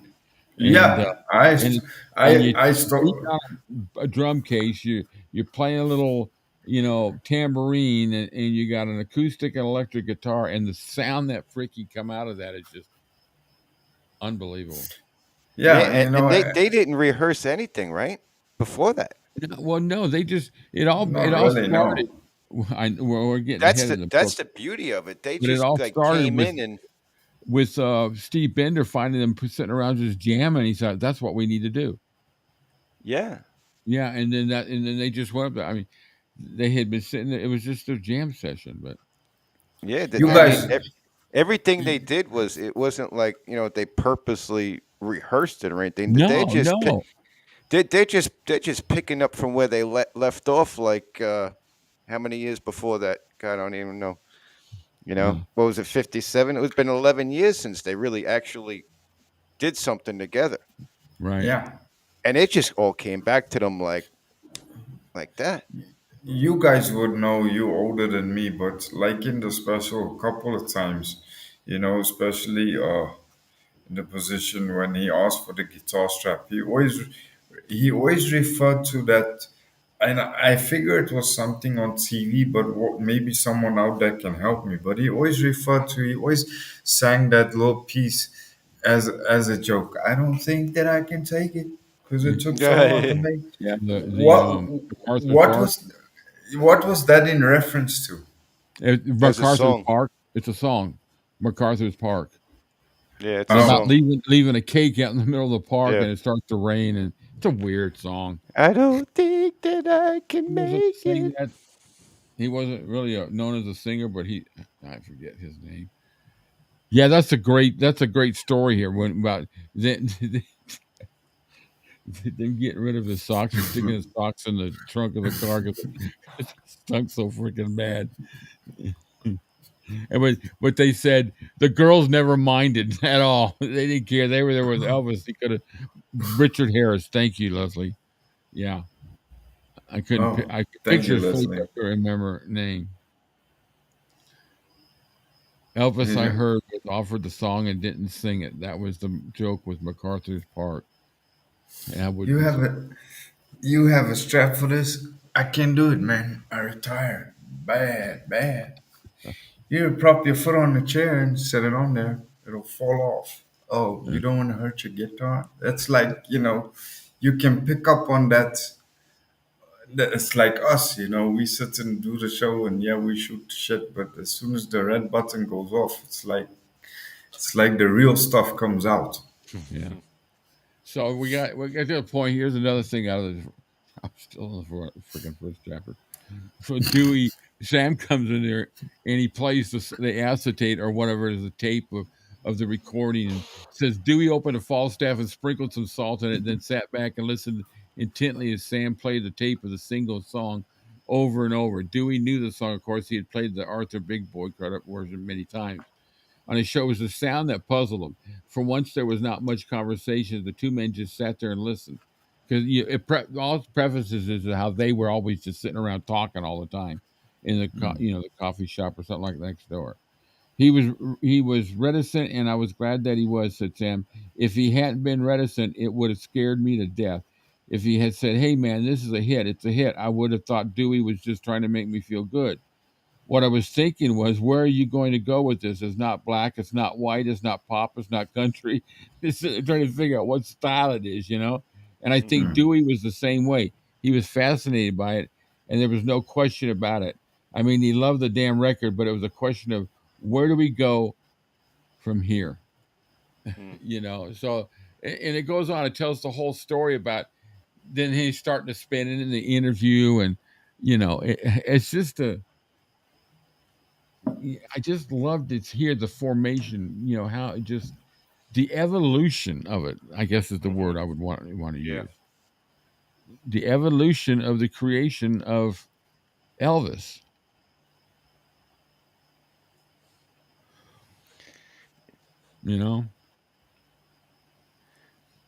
What's Flying weird into the unknown. That exactly. Yeah. All right, let me see. That's a lot there, right there. Yeah, but I always wondered why Sam Phillips just signed Elvis on his own. Like, in other words, like the records that he made, Scotty and Bill didn't make anything off of those. So he just signed. He told Sam Phillips told Scotty and Bill, "You guys gonna have to work out something with Elvis." Oh, you on mean the record. I don't think that. I don't know. You mean why they weren't signed as a trio? Yeah, exactly. I think Scotty and Bill were paid as studio musicians at that time. Yeah, yeah, and that's it. And then it wasn't until they started. I don't know if they ever really made profits off the sales of the records. They just got paid as studio musicians the whole time. No, they didn't do anything off the. They didn't get nothing from the record. That's why Elvis. No, they didn't get it from the record, but they were paid studio time for being in the right. studio. Yeah, no, I agree with you. Because that was all union. But especially when and Elvis even offered to give them a cut of what he made from the record. Yeah, of course that would have. I often wondered why Sam separated him from Scotty and Bill and signed him alone. I never understood that. Yeah. So here's the time. This is the story. I love this story part of the book when they start talking about when it was first played. Sam cut the acetate that afternoon and brought them down into the station. He called Elvis after work to tell him that Dewey would most likely be playing the record on his show that night. Elvis' response was not uncharacteristic. He fixed the radio and told us to leave it on that station, said Gladys, and then he went to the movies. You're going to leave it on here, but I'm not going to be here to listen to it. I guess he was just too nervous to listen. I thought people would laugh at me, Elvis told. See Robert Jennings of the Saturday Evening Post in 1965. Some did, and some were still laughing, I guess. So Vernon and Gladys did listen. They sat glued to the radio with Vernon's mother, Minnie, and the rest of the relatives listening in their nearby homes until at last 9:30 or 10, Dewey announced that he had a new record. It wasn't even a record, actually. It was a dub of a new record that Sam was going to be putting out next week. And it was going to be a hit. Deagle, ain't that right, Myrtle? Moo went the cow, and he slapped the acetates on the turntable. The response was instantaneous. 47 phone calls it was said came in right away along with 14 telegrams, or it was 114 phone calls and 47 telegrams. He played the record 7 times in a row, 11 times, 7 times over the course of the rest of the program. He wound up playing it all night. Glad it just goes on, the whole scenario. You could just picture Dewey's in the station. I don't know if Sam's in the station listening to it with him or if he's, I can't remember. Gladys is at home. All of his relatives are at home. And he's sitting in a freaking movie theater watching movies.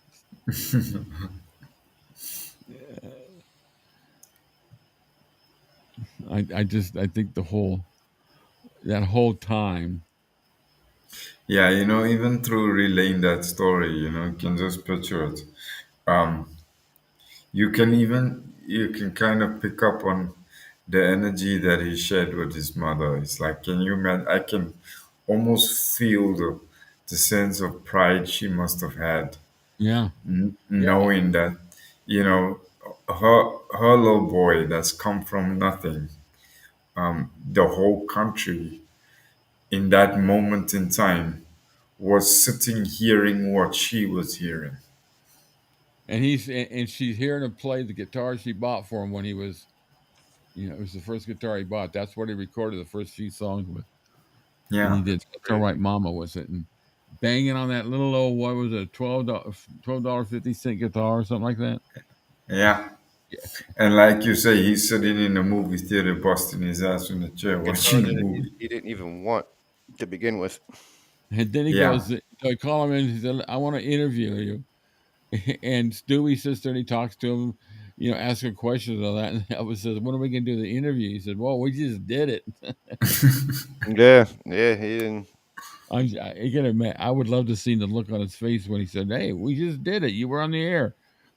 That was a smart move, though. Yeah. Oh, yeah. Absolutely. Absolutely. So, it's just, we've only got through chapter 1. So, then the next chapter goes on about the talks a little bit about Dixie, and then it talks about going to the Grand Ole Opry, which we all know that story. It was Go back to driving your truck. Yeah. For years I thought he never even actually played, but he did, and it just Valerie, Susan, they moved the Hard Rock Boston location years later, but the booths were no longer there. Sideburns. They had some concert lists with hand notations by Elvis with some photos. Jack Tracy says, Dewey says, Elvis, don't say anything dirty. Yeah. Let's go back to that cam. Olga brought it up again. I can imagine. I mean, I can't feel it because I've never experienced it. But Gladys and everybody sitting there must have had to have been like walking around pacing. Come on, when's it gonna come on? When's it gonna come on? Because they knew it was gonna come on, and just pacing around. And then when it comes on, and you don't want to walk out of the room. You probably making sure that you don't go. You don't have to go to the bathroom because you're gonna miss it. You don't dare leave the room where the radio's on. Make sure the antennas. Yeah. I hope I paid my electric bill this month. Yeah. That would have sucked. All right, Lesley, thanks a lot. I appreciate everything. Now I'm curious because the Presleys didn't own a stereo at that time, right? Or did they? They didn't even own a record player. Did they own an actual radio stereo? I don't know what type of radio it was. I know they had a radio because Elvis. Oh, they did. Okay, because my question would be, if they didn't, where were they listening to it at that time? Yeah, because Elvis talks about listening to all the different stations. I don't know, it's classical, but just different stations. I figured they would have had something like an old transistor FM radio or something to that effect. But unless somebody's heard something or can refer me to it, Gladys never heard My Happiness. She never wound up hearing it at all. No, she never wound up hearing it at all because Elvis, when he got it, he didn't have a record player. So he went over to a friend's house. They played it there, and he wound up leaving the house there. And it wound up years later in the '60s or in the '70s. I don't know when it was, but the person he gave it to, Yeah, he passed left it away. at the house. Yeah, the person he left it at the house was he 'Cause I passed never away. even I Everything kind was of knew that everything story, was but I never realized that that's true. Like she never actually got to hear that. no, Wow, that's crazy. yeah, Sure. I never realized. I never put the two together. You know what I mean? What I'm trying to yeah, say. right, yeah. Thank But you That's guys, great. all y'all that dropped That's in. We yeah, appreciate it. Valerie, Deb, Cat, Tracy, thanks for stopping by. Um, when they lived at the same place as Rabbi Fruchter, the rabbi had the phone and stereo that he used. Um, Oh, that's when they lived interesting. in. Okay. Huh. Oh, okay. Yeah. So amazing what? how amazing how history combines to create certain instances in life. Yeah. You just think you just imagine all that in your head, like going on at that time. Like when they're playing that record, just imagine like it's hard to not hard to, but you could just picture like the neighborhood, the poor neighborhood, and like Gladys and Vernon sitting there, waiting for the song. You just picture this all in your mind. It's like Yeah. You just once once Dewey says who sang it, all the people yeah, that knew him are probably like, well, I went to school with him, man, or just all it just I I the I honestly hysteria don't was just blame Elvis for ducking out and going to the movies. yeah, Really, no. Yeah, I try to put I would have myself been nervous as all hell. well, there was a time, and this in no way ever would ever compare. I'm not trying to compare it to this whole instance, but I do remember in anticipation and excitement when I was playing in a band and we recorded a commercial jingle for the local semi-pro soccer team they'd had here back in the late '70s and or early '80s, and so we were there. We were playing this jingle at some of the games, but it went on the radio, and it was just kind of cool for the first time to hear the song "Come Over the Waves" in the whole city of Atlanta. And I thought, oh, cool, That's that's me playing that. crazy. That's me playing the guitar. Wow, that's pretty cool. But That's it doesn't crazy. compare. So I could just imagine it. Here it is. This is totally different because he's singing it. It's Elvis Presley. We were, it was different with us. We were the name of a band, which I don't even freaking remember the name of the band. But stuff like that when you're anticipating something, and just the thought of it going out there like that. That's crazy when you think What about is it. it? A day later, 2 days, 1 day later, 2 days later. What for the time you actually recorded it when they didn't even know if they were going to get anything worth a damn out of them. The next thing Yeah, you know, it's all over the waves and it's spreading like wildfire. yeah. The way it took off was just insane. It really Stellar. was. Yeah, yeah. I just I love all the periods of Elvis, and at different times I get more interested in certain periods. But this period right here is, to me, has always been the most fascinating. Like I said, it's like the DNA involved, in the DNA creating Elvis. Yeah, The not the body, but it was yeah. a The, whole story of it all. It's the like the DNA all being put together and the different parts of it all between Dewey and Sam. And Dewey and Sam, to me, were the main integral parts, months or, even 3 or 4 years before everything even started, because it absolutely. was, if they had never developed a relationship between each other, then who knows if it had ever gotten onto the radio. If Dewey hadn't, didn't Dewey move from another place to when he moved into Memphis? Well, I don't didn't know they if he say? was.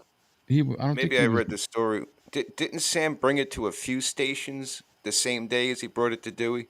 I But think Dewey's so. the one that like threw it on like right Oh, away. yeah. But it's just that whole the evolution of it all, and Yeah. so I go from the day that he walked in and sang "My Happiness," when he laid his fingerprint in Sun Studios, and that fingerprint remained until it developed into, some curiosity of who left this fingerprint type of deal. I'm using an analogy, which might sound stupid, but Elvis left his mark that day, and it wasn't a mark that just could be washed away. It was like, It's still well, being heard over the air. It's still hanging in the air over Mississippi somewhere. yeah, and You know, that energy is still hanging Memphis, around over there. Memphis is just everything about Memphis. Yeah. Beale Street, there's it's I don't know. I would say the majority of people in the world, when they say you hear Memphis, you got to somewhere along the line have the thought of Elvis. Yeah. Yeah. Whether you're You know what? from, Elvis, Memphis are connected.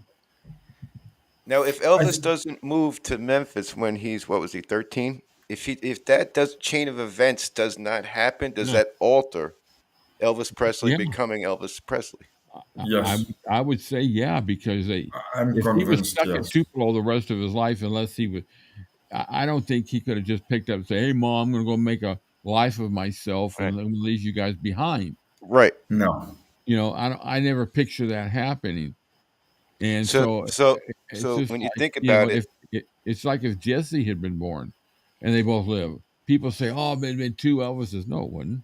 so more or No. less, the fact that Vernon had to go find work in Tennessee Yeah, that's is what triggered it all. Them being poor and Vernon being out of work is what started the whole chain of events to Elvis becoming a star.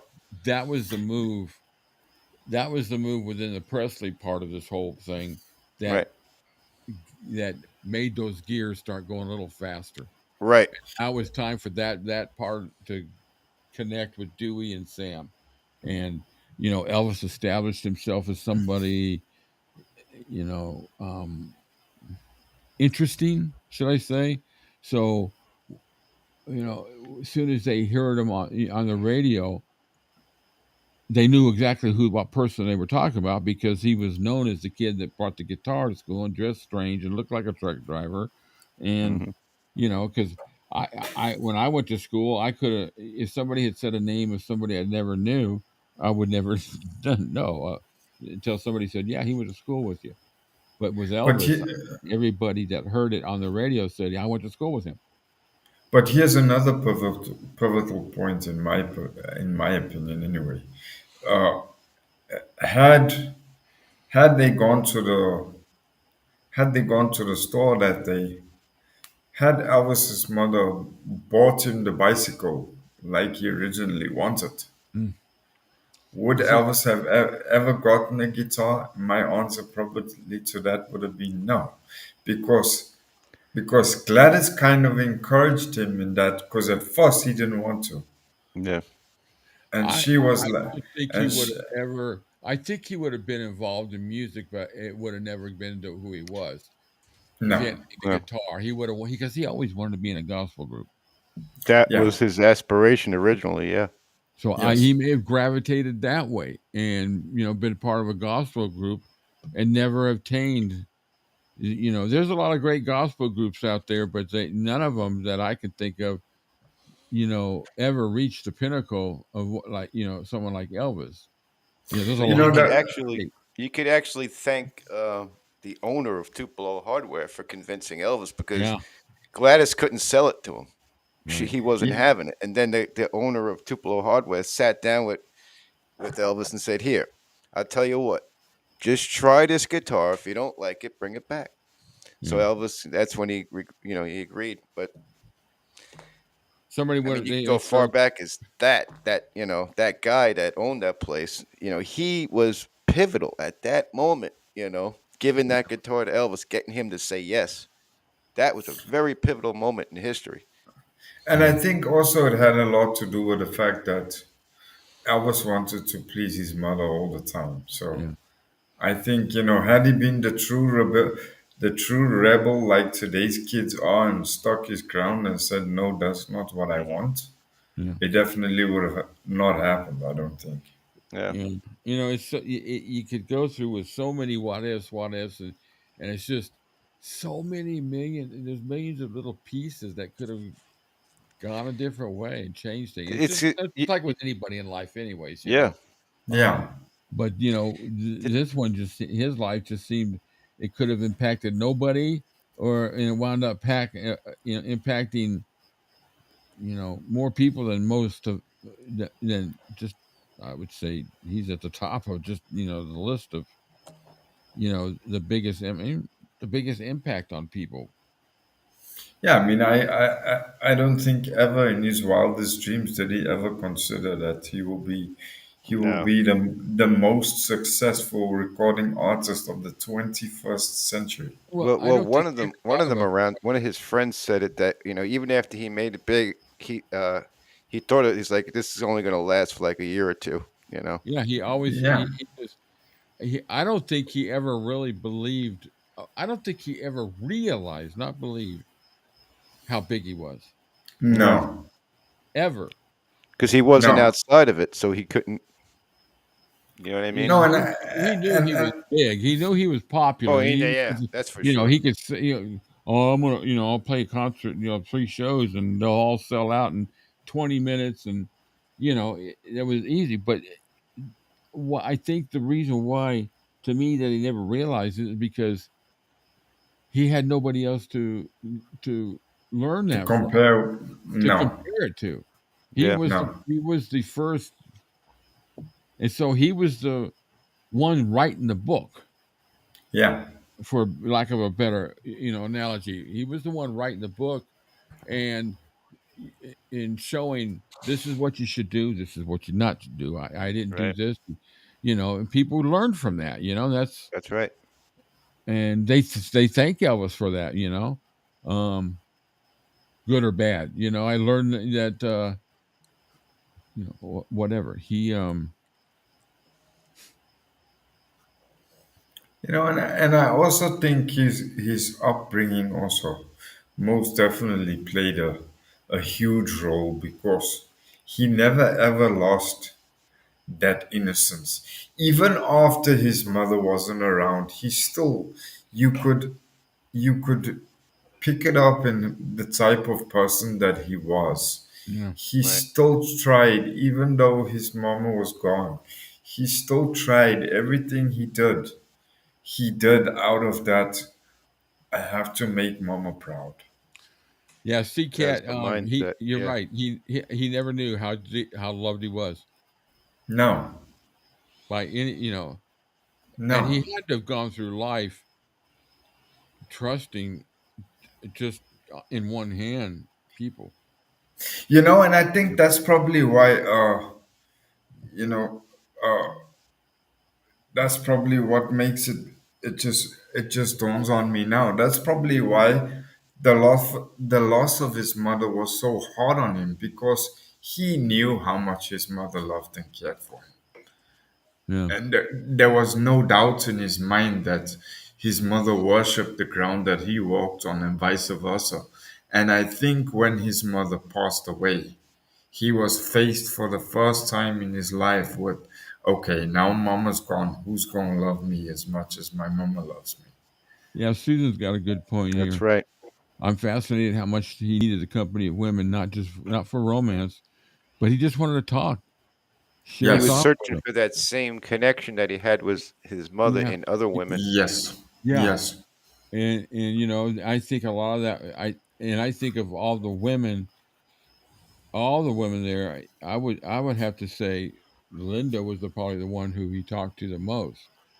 I Yes. can't picture him really talking to Ginger Alden, No, but and I I mean, and I mean, Marion referred to it many times in interviews too.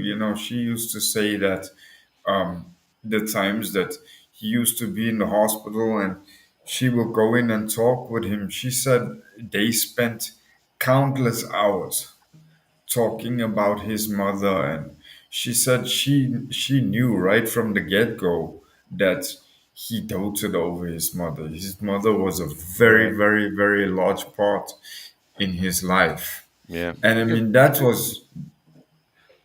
that was what, 75? I mean, Right.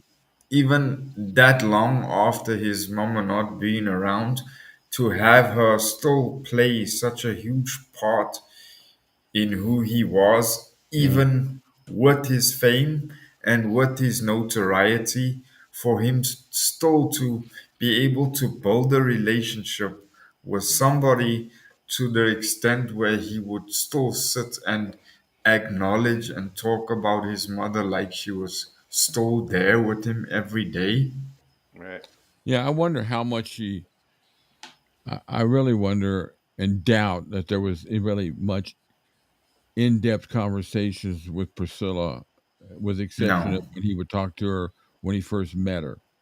Well, Yeah. But she. after that point, when Yeah. she finally came out, I just, I just don't think there was that kind of relationship at that point. I think that part of it was gone. No, because if you look at it in a certain way too, and you can't really fault him for that because Priscilla came in at a time he didn't She came in have, at the right place at the right time. Yeah, yes, but also at the same time, she wasn't there like his father and Minnie were right. Yeah. as a point of reference. She couldn't understand the depth of their relationship even if she wanted to. Oh, no It, way. it'd be No way. curious. Can you imagine the things that I know? Marion Cox wrote a book, but can you imagine the things that she didn't write about that he talked to her about? And Yes, and went to the grave, Yeah. yes. and that was I think that was one person that he had 100% Yeah. complete trust in, and You he know, knew. and Just between you and me's, you know? Yep. yes, and you know, one poignant moment for me a couple of years ago, I'll never ever forget seeing this. It was on YouTube for a long time when they demolished the hospital and Marion was there in the crowd. Yeah. Mm. And to see that lady shed those tears, her heart I broke still, all over again. yeah. I And still can the hear she did like a whimper when they finally, you remember Mm. it? She did like a whimper. She went like, oh, like that. Like, it it was was like sad. she was losing Elvis all over again. Yeah. Yeah. Yeah, And you had a physical sight that would draw you, that was special, and then now that not now when she drives by that spot, that hospital's not there. Before, she would drive by and could think of Elvis and think of the things of the She, time. that was her. Yeah. That yes, was her In a way, that was something emotional she could hold on to. sanctuary. yes, Yeah, and I cringe today when I hear about some of the arenas that he played in, like in Indianapolis, that are gone. yeah, He played several times here in Atlanta at the Omni. In fact, there was one time when he played 5 shows in a row and set a record for sellouts and how many people there, and that's gone. yeah, Stages are gone. I would love to have been able to go in there and say I want a section of that stage. Then he would have Oh, been, you though kidding many me? other people stood on it. It's just you see these it's like, things getting destroyed or they're gone, or you sit and look at the ranch, how it's Yeah. just crumbling yeah, because they're not it's taking care of it. it's like even at the Olive Westgate Garden, now. right? It's What's like that, King? even it's like even at the Westgate now. I mean, the dressing area is not the same as it was when he was there. The only part of the hotel that bears any resemblance to the time when he was there was the passageway going to the dressing room. Yeah. Yeah, I mean, the Other than I that, mean, everything else has been changed. yeah, cosmetically, everything. It's not the same. The only thing that's there that when he was there is the bones of the building. Even Yeah, the flooring on the stage. I Yeah, think I don't know yeah, if it's underneath the new one, but I yeah. think they still have the old stuff there. I saw a video on it, It'd be but I don't know curious if to it's know like what when they underneath the yanked new. all the furniture out of that suite, whether they saved it or sold it or just because the same furniture's not in there. There's no freaking Oh way that no, No, that's no. 50. What? It's 48 40 years whatever ago. years ago. Yeah, and and what irritates me too is they've got this display at the front about him opening up there, and the picture's wrong. Yeah. They're talking about Elvis, opened up the International Hotel. But there's a picture of him on the Picture of him, on that's the the way it is. 12th. Yeah. Yeah. It's like, why don't you? It's just like that thing that I showed earlier about that one Facebook page where, yeah, Harper was twin daughters, and they start talking about her brother. It's just stupid. Yeah, and it's like another point too at the on the statue in the foyer. It talks about 880 something shows, and then you go to the showroom, and there's a plaque on the wall that says 636. Yeah. It's like, go and do your homework. Exactly. I mean, It's All right. like, Well, something like that though. we've gone from 1954 to 2025 with all the destruction. Maybe maybe one more point here, and we'll call it a stop it. Here. I want to get to this one. I can find. Yeah, this is kind of cool. Marion Keisker says it was like a puzzle to which only Sam had the key.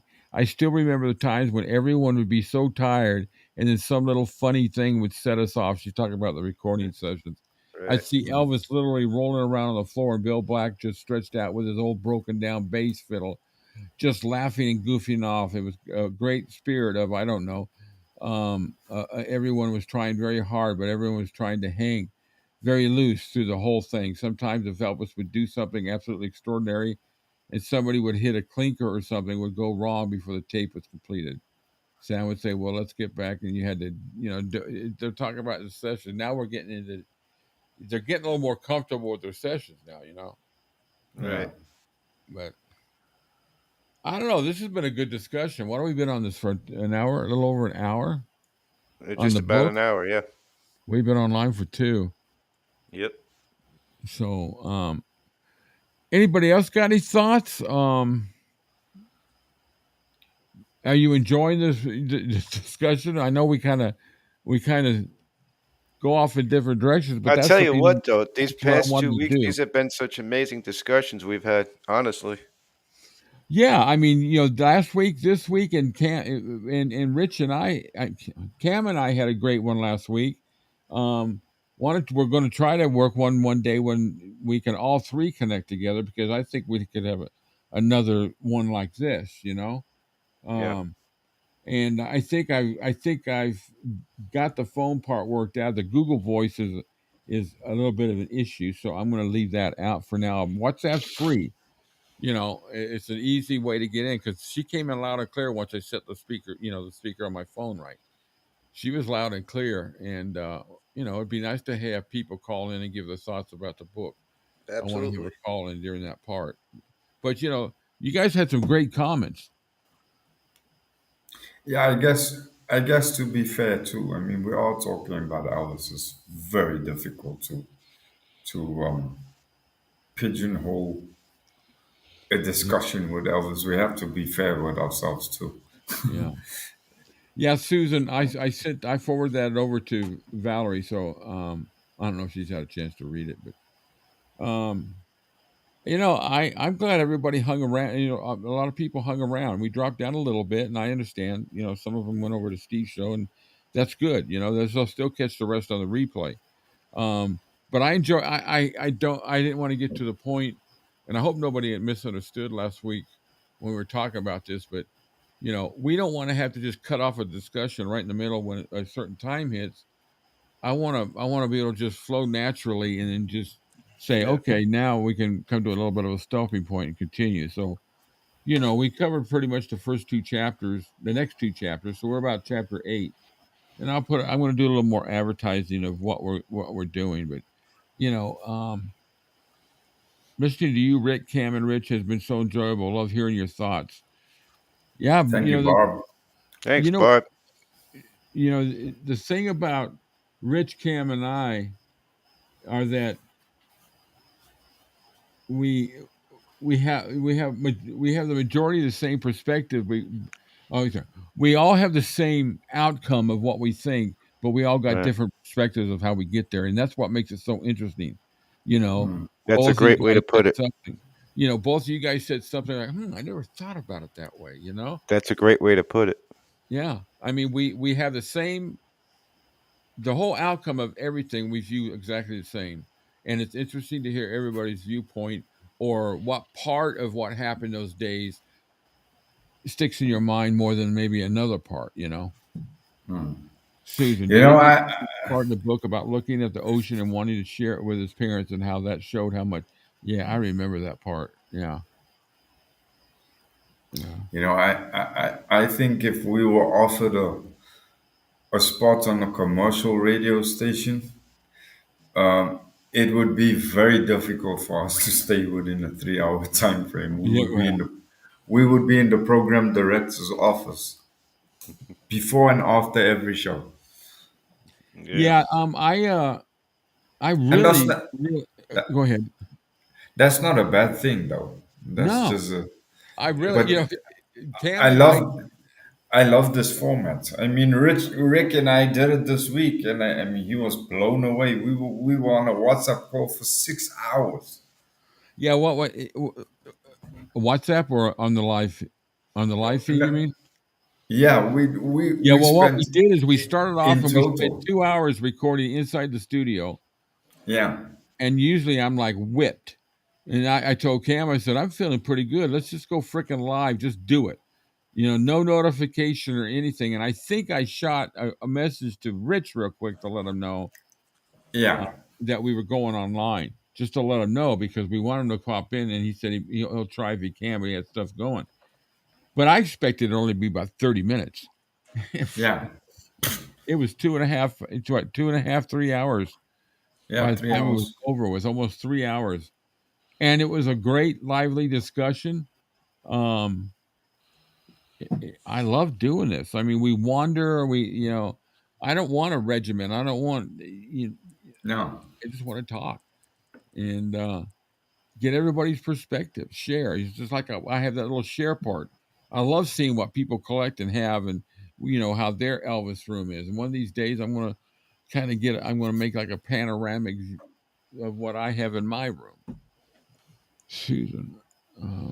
It's a good naturally flowing discussion. That's the perfect way to put it. It Naturally just flows flowing, right? naturally. Yeah.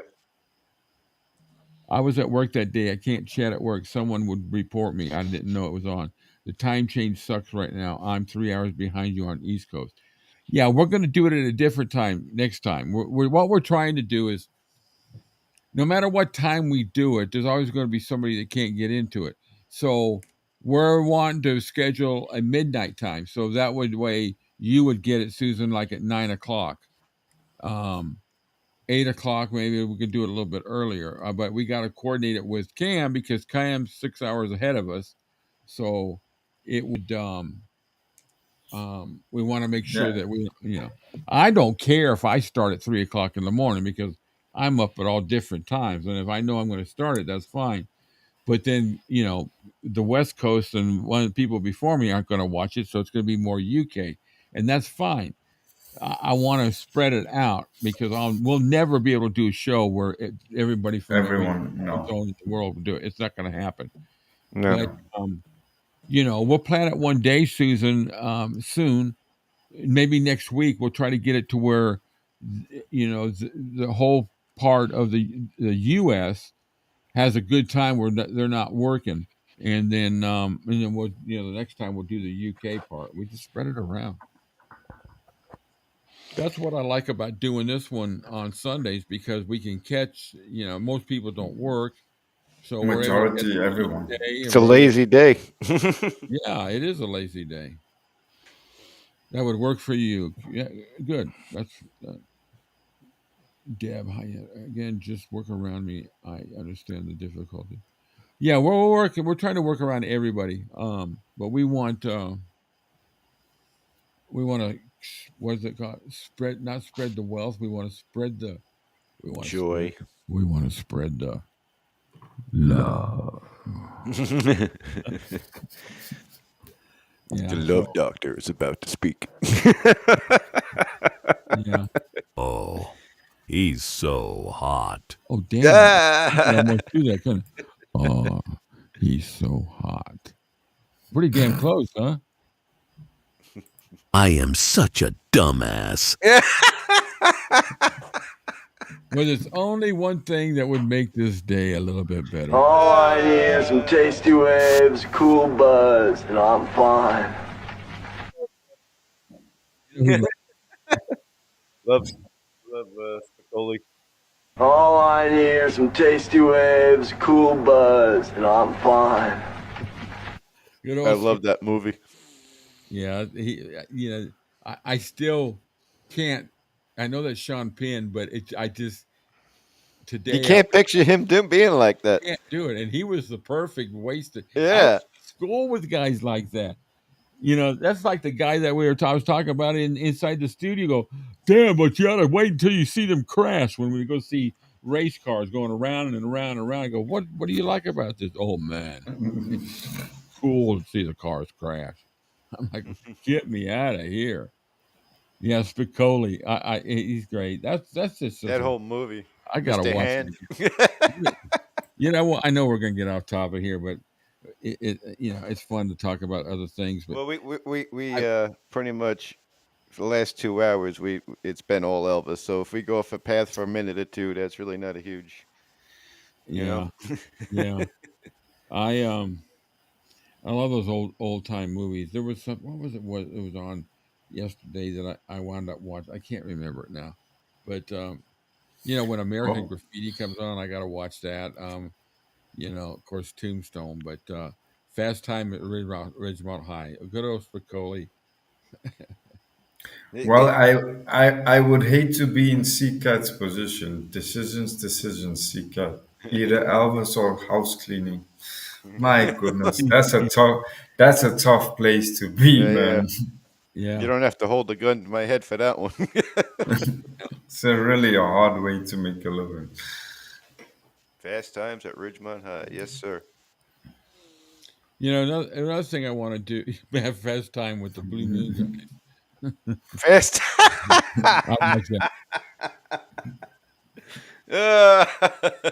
Oh man, I haven't seen fried green tomatoes in a long time. Don't give us any ideas. Yeah. Another thing I was thinking of too, is outside of books, is picking a day to discuss one of his movies. Or having a show where you discuss a few of the movies. Kind of like a movie review. A movie show. A movie show. The late night movie show. He's got such not eclectic, but he's somebody said it earlier, you've got 3 divisions of his career. The 50s, the 60s, and the 70s. Yeah. It's just like, oh my God, I forgot about that. I'll have it next week. I'll make a note of it right now, as a matter of fact. Oh, the X-Files theme song. That's a sound clip. Yeah, that's a great one to have. Oh, the movie thing. That's right, yeah. The movie scenes. Let me get that. That's where that idea went to.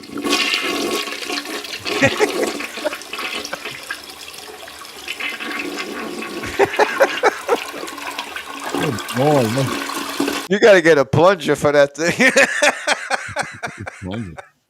I think that sucker's a little backed up. Yeah, we think every once in a while about a new effect. X-Files would be good. That would really be really good.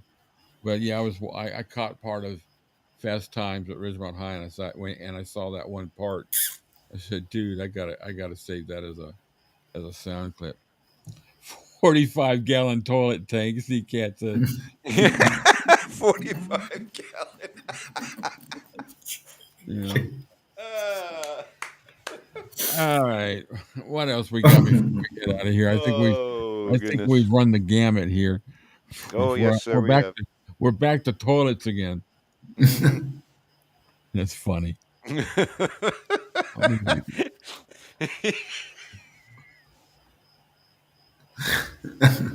Oh God. Oh Okay, boy. I think we've covered all that. Well, everybody, this has been fun. I hope you all enjoyed it. It was great, man. We are two wild and crazy guys. I got to dub in 3 somehow. I knew Cam was looking. I knew he was gonna do something. He had that look on his face. Yeah. He's sitting there like. Mm-hmm. Okay, but the book next week. We'll pick up the next chapter 8. Start from there. We'll just we'll do it again. Oh man, you just do a couple chapters a week. It's fun discussion. it was great. It was a great discussion again today. Yeah, and then I can't wait till the Colonel book comes out. Oh, 7 or 8 would be all right for me on Sunday. Rich, and Cam. 7 or 8 a.m. or p.m. Is that 7 or 8 your time or our time? Yeah, Heather's in England. She's in England, so she's 5 hours ahead of us. So you're talking about well, right now we do it at 1, and so that comes on at 6 for you. Yeah.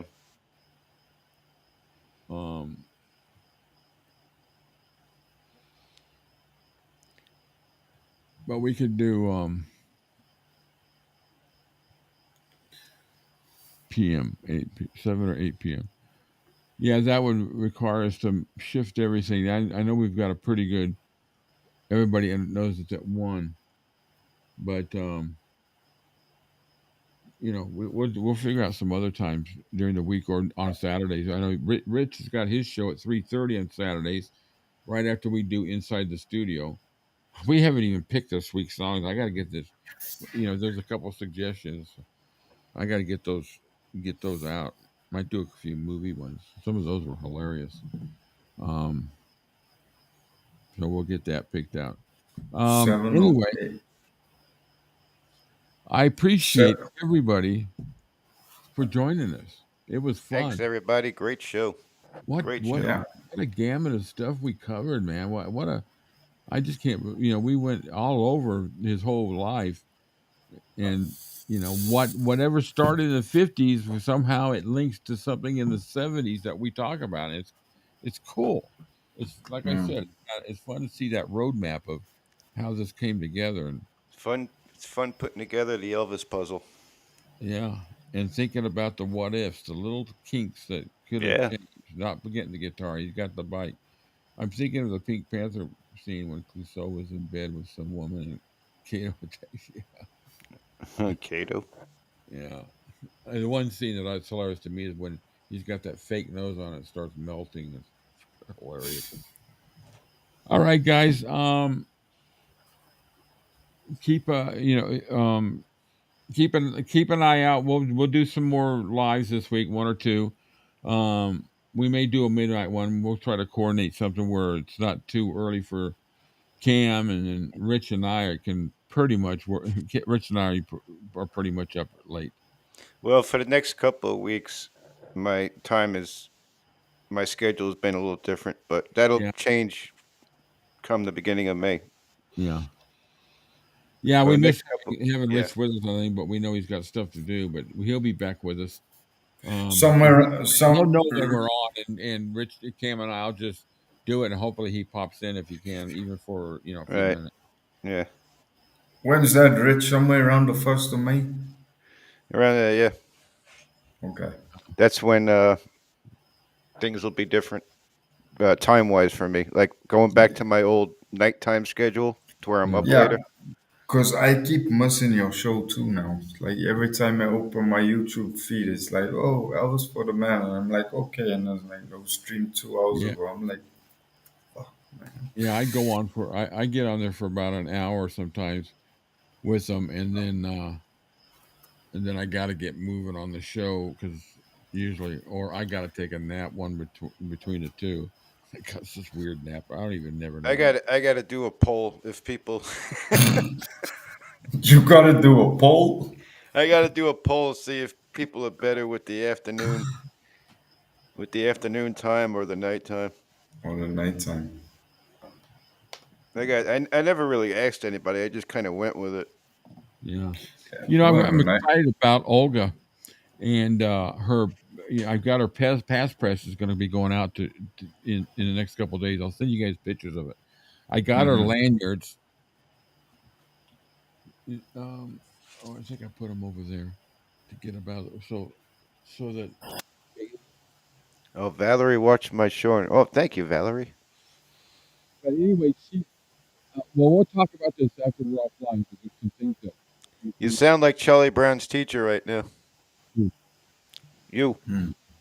Wah, wah, wah, wah, wah, wah. Yeah, there we go.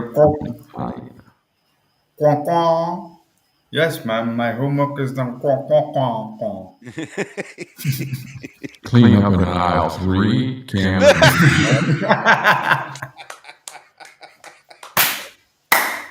Good comeback, brother. Good comeback. I thought I was gonna slip my between the rib jabs in without them being seen this week, but yeah, okay. Just as interesting. That was good. Yeah. I got you. Yeah, there we go. That's a good one. Attention, Kmart shoppers. Attention, Kmart shoppers. The blue light special over albums from Lynn Whitman, Boxcar Willie, and some old rejects. Oh god, that was good. They're having fun with it, and I keep saying this, but now that I've got this set up, I'm gonna pop my ukulele or my small guitar in here one day, and we're gonna do a name that tune. Oh no! Look at Val. No, yeah, come to the principal's office. Oh Jesus! Yeah. There you go. Cam, come to the principal's office. Your mother is here.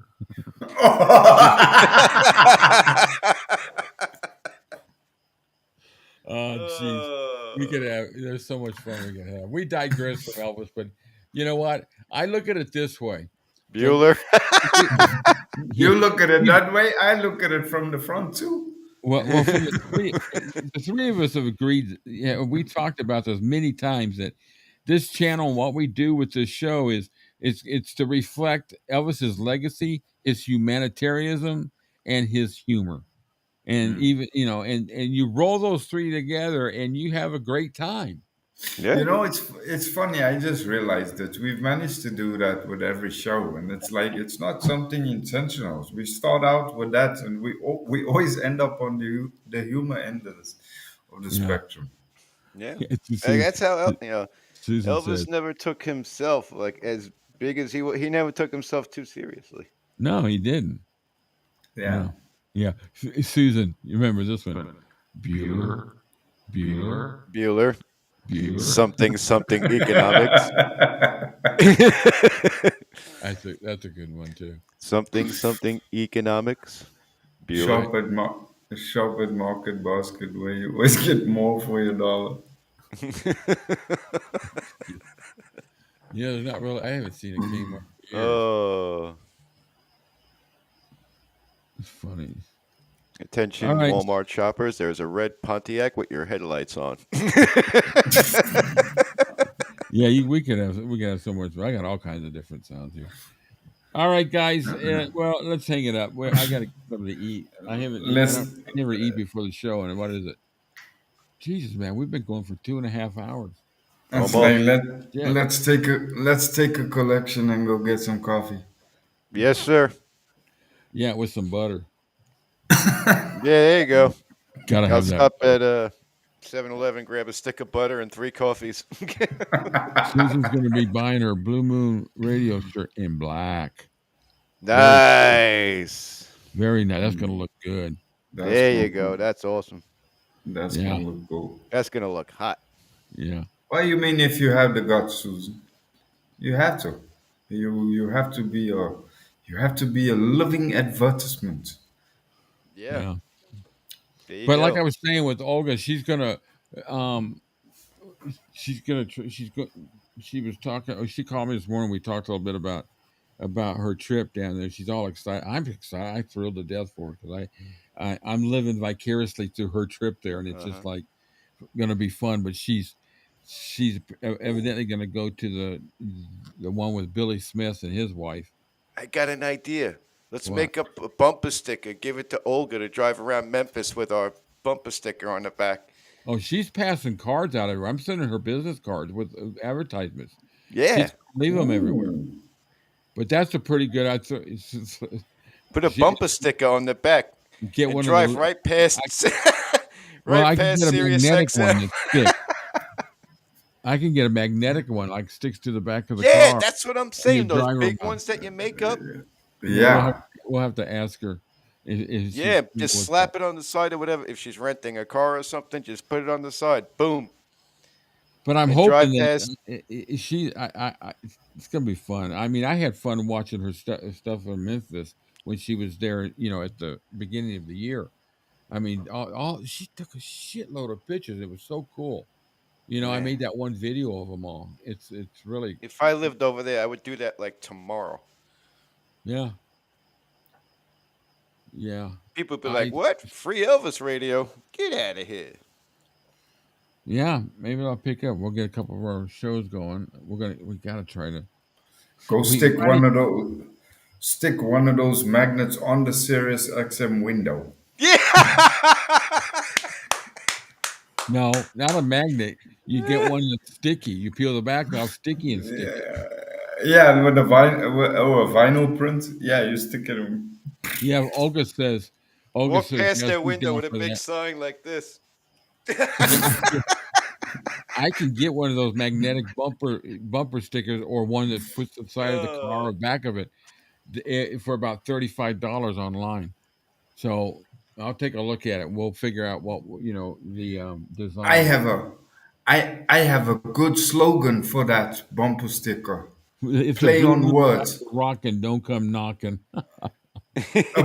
A play on words. Are you serious? But you spell it like the Sirius XM. Oh. And then you go, no, try Blue Moon Radio. Are you serious? Paying for Elvis music? Yeah. Yeah. Well, listen to Blue Moon Radio for free. Free, Elvis. That'd be cool. Then because if we started, well, this is probably should be offline, but if we could build up the listenership, is that a word? Yeah, listenership. Yeah. Get it to the point where we can get some advertisement in there. Yeah. You know, and I think if we got somebody to cruise around Memphis during Elvis week with that, do something like that. Yeah, Olga doesn't want to get banned from Memphis, guys. No, we would never make you do that. We're just joking around. I don't want to get banned from Memphis. We would never do that. No, you won't get banned. Everybody's allowed. I mean, well, no, just saying the stuff that we're saying, like stick it to Sirius Radio, because they got better lawyers than I do. Yeah. Well, you know what? We'll just leave their name off of everything. Everybody will get the point. Yeah. We're just going to advertise the station, you know. Yeah. Just say, just like we have it now. Yeah. Don't pay to listen to Elvis music. Yeah. Yeah. She's going to. We don't have to mention their name because everybody knows who it is. Yeah. Cool. Well, I'm excited, and once again, I'm going to say it again. I love all our subscribers, all of our viewers. It's great family. I enjoy thoroughly talking to everybody, even when through phone calls. I get phone calls from 4 or 5 different, and I enjoy the conversations and then plus here sharing things. I love it when people send stuff in that they share what they had. It's like my album collection. I'm gonna, the originals that I got, I want to start sharing a little bit of those. And it just connects us better, I think. Am I being weird about it or what? No. It just, I feel like my family is worldwide now, or at least UK, Australia, and the States. Yeah. It's just it's just fun, you know. Yeah, People I never meet, and I see them. I seem to know them better than the friends I've had, you know. But anyway, it's a I love dream come doing true this, for and I me. want to do, To do you something on a know, world platform, it's just amazing. yeah, yeah. I And actually, I told I thought my therapist was an idiot for telling me to do this. yeah, I mean, if someone had told me this 8 months ago, I would have been too chicken shit. I would have said, hell no. The thing of it, Rick, you're like a natural with this. Like your voice, your mannerisms, your creativity, everything.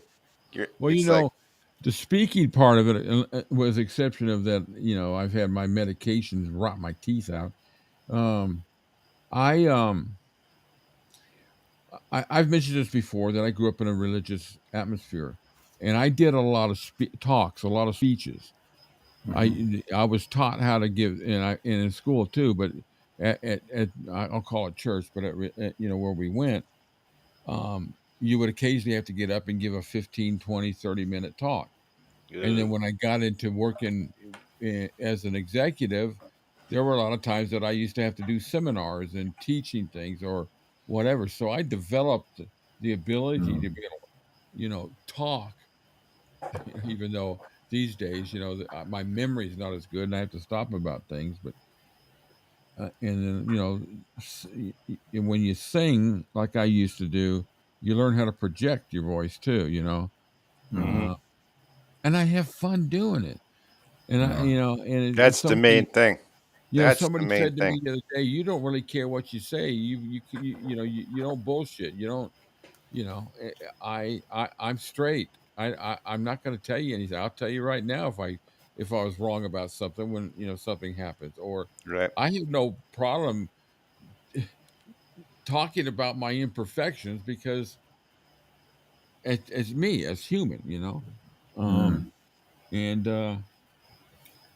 it's you know it's nice to be able to do that because otherwise if I didn't have this I would have nobody but my two dogs to talk to, which I absolutely adore and love, but they have one word they speak and it's woof woof woof. Yeah, Me and Cam are just slightly above that. Well, you know what, yeah, you guys aren't any much different. We just talk a different type of you know our voices come out, you know, I don't know what the word is. I don't want to say it where it sounds weird, but you're able to have a conversation smoothly and just as well as I can. You yeah. know, you It's like the strange thing is months ago, even years ago, people came out with a suggestion, and my response was, "Hell, why would I want to start a YouTube channel? Who's going to listen to me yak off for an hour exactly or what I two, thought. 2 hours?" You know, and here we are, 8 months later, and it's like Yeah. it's a part of my weekly schedule. It's like, well, Yeah. I think you about it know, all the time. I can't tell you the reduction in TV time I have now. You know, the oh, TV. I turned it off before we started, but usually the TV's always going. And, you know, I put and it's on mute. Sometimes I'll have the news on there to see if some major event, but I don't want to listen to you know the crap. I can't be bothered with. It's just like with this channel. That's why I get pissed when people get into politics because we're not that. There's plenty no, of other channels to do that at, or do we Mm, get into the hate and all that? yeah. But I look forward. I sit here and think about you know Rich and I. Well, we don't do it so much because we've both been busy, but we'd always shoot each other ideas. Same thing with Cam. I'll send Cam a picture or something. What do you think? Or a video, and you know he'll just come back with a LOL or eat shit, something one of the two. No, it's There's no just in between. we all three are creative, so it works out really well. We have different ways of creation and creating things, and you know, we're sitting and having I we're having a visit with our psychiatrist right now, discussing our life. I think it would have been difficult for all three of us Thanks, Big Cat. had we have been pigeonholed and said, okay, this is the format we want you guys to follow. Right. Mm, You strictly have a 3 hour slot to do it in, and boom. Then I would have had a problem with that Yeah. yeah, because I'm the same. I go with the energy. that I feel initially. It takes me Right. a while to feel it out sometimes, and then but by the end of the show, Yeah. I mean, Rick and I had it during the week. It was like when we were done with the inside the studio, we realized it's like hell. We've been online for the last 5 hours. And the thing that I sat there and Yeah, a lot of people know out there that when I sit long periods of time, I start having problems with my legs. But we sat there, and so right now I'm not having any problems. I need to get them up pretty soon, but I'm going to eat too. But they're not hurting, and they weren't hurting that day after 6 hours straight. yeah. Because after we were through with the live and we did our inside the studio, Cam and I talked for another 2 freaking hours, and and that's just the way Don't it is. don't ask me what we spoke about, I don't know. I don't know. You were, because no, yeah. No, we talk about the channel, or we talk about whatever, you know. That's the other nice thing about all three of us. We can have personal discussions with each other that are not intimate, but are not for the you know. faint-hearted. Well, it's things that you don't want out there, but we all three feel comfortable talking about personal things going Yeah, on in our life, and it's like when I was in the hospital, or when I lost Dugan, both Cam and Rich, they listened to me because I was yeah, devastated. You were hurting, dude.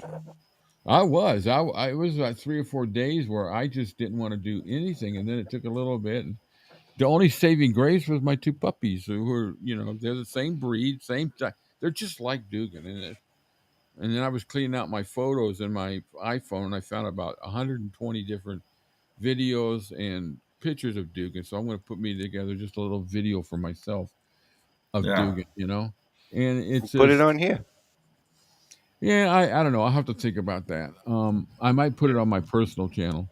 Because I want to start I just want to start doing little shorts of me playing and doing different songs, Elvis and non-Elvis, yeah, and the non-Elvis ones I'll put on my personal channel, and then the Elvis ones, I don't want to do full songs. I just want to do like a short, song of, here's my 1 minute version song of Always on My Mind or whatever. I just play one guitar and I sing and play with it. That's it. Maybe I'll come back and add a little. I'll call Joe Esposito and throw some percussion in for me. yeah. He can play the triangle. Yeah, of course he's dead. So, all right, it is. We got to go. Good one, Everybody, guys. thank you. Um, Thank you, we will everybody. see you soon. Keep an eye out for notifications. Watch my posts on my channel. I put updates there.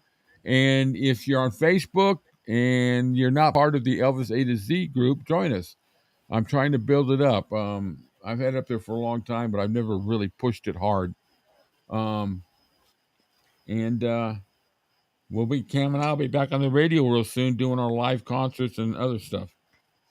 We may even start a cooking show. You never know. That's the other thing Cam and I talk about is what things we make. We're halfway there to the Home Shopping Network. Might as well. All right. Good morning to Australia. Good afternoon to the States, and good evening to UK. Thank you very much. And yeah, perfect, Barb. God bless everybody. Exactly. And thank you so much. Thank you, Elvis, for giving us something to talk about. Amen to that. All right. Adios, matazos.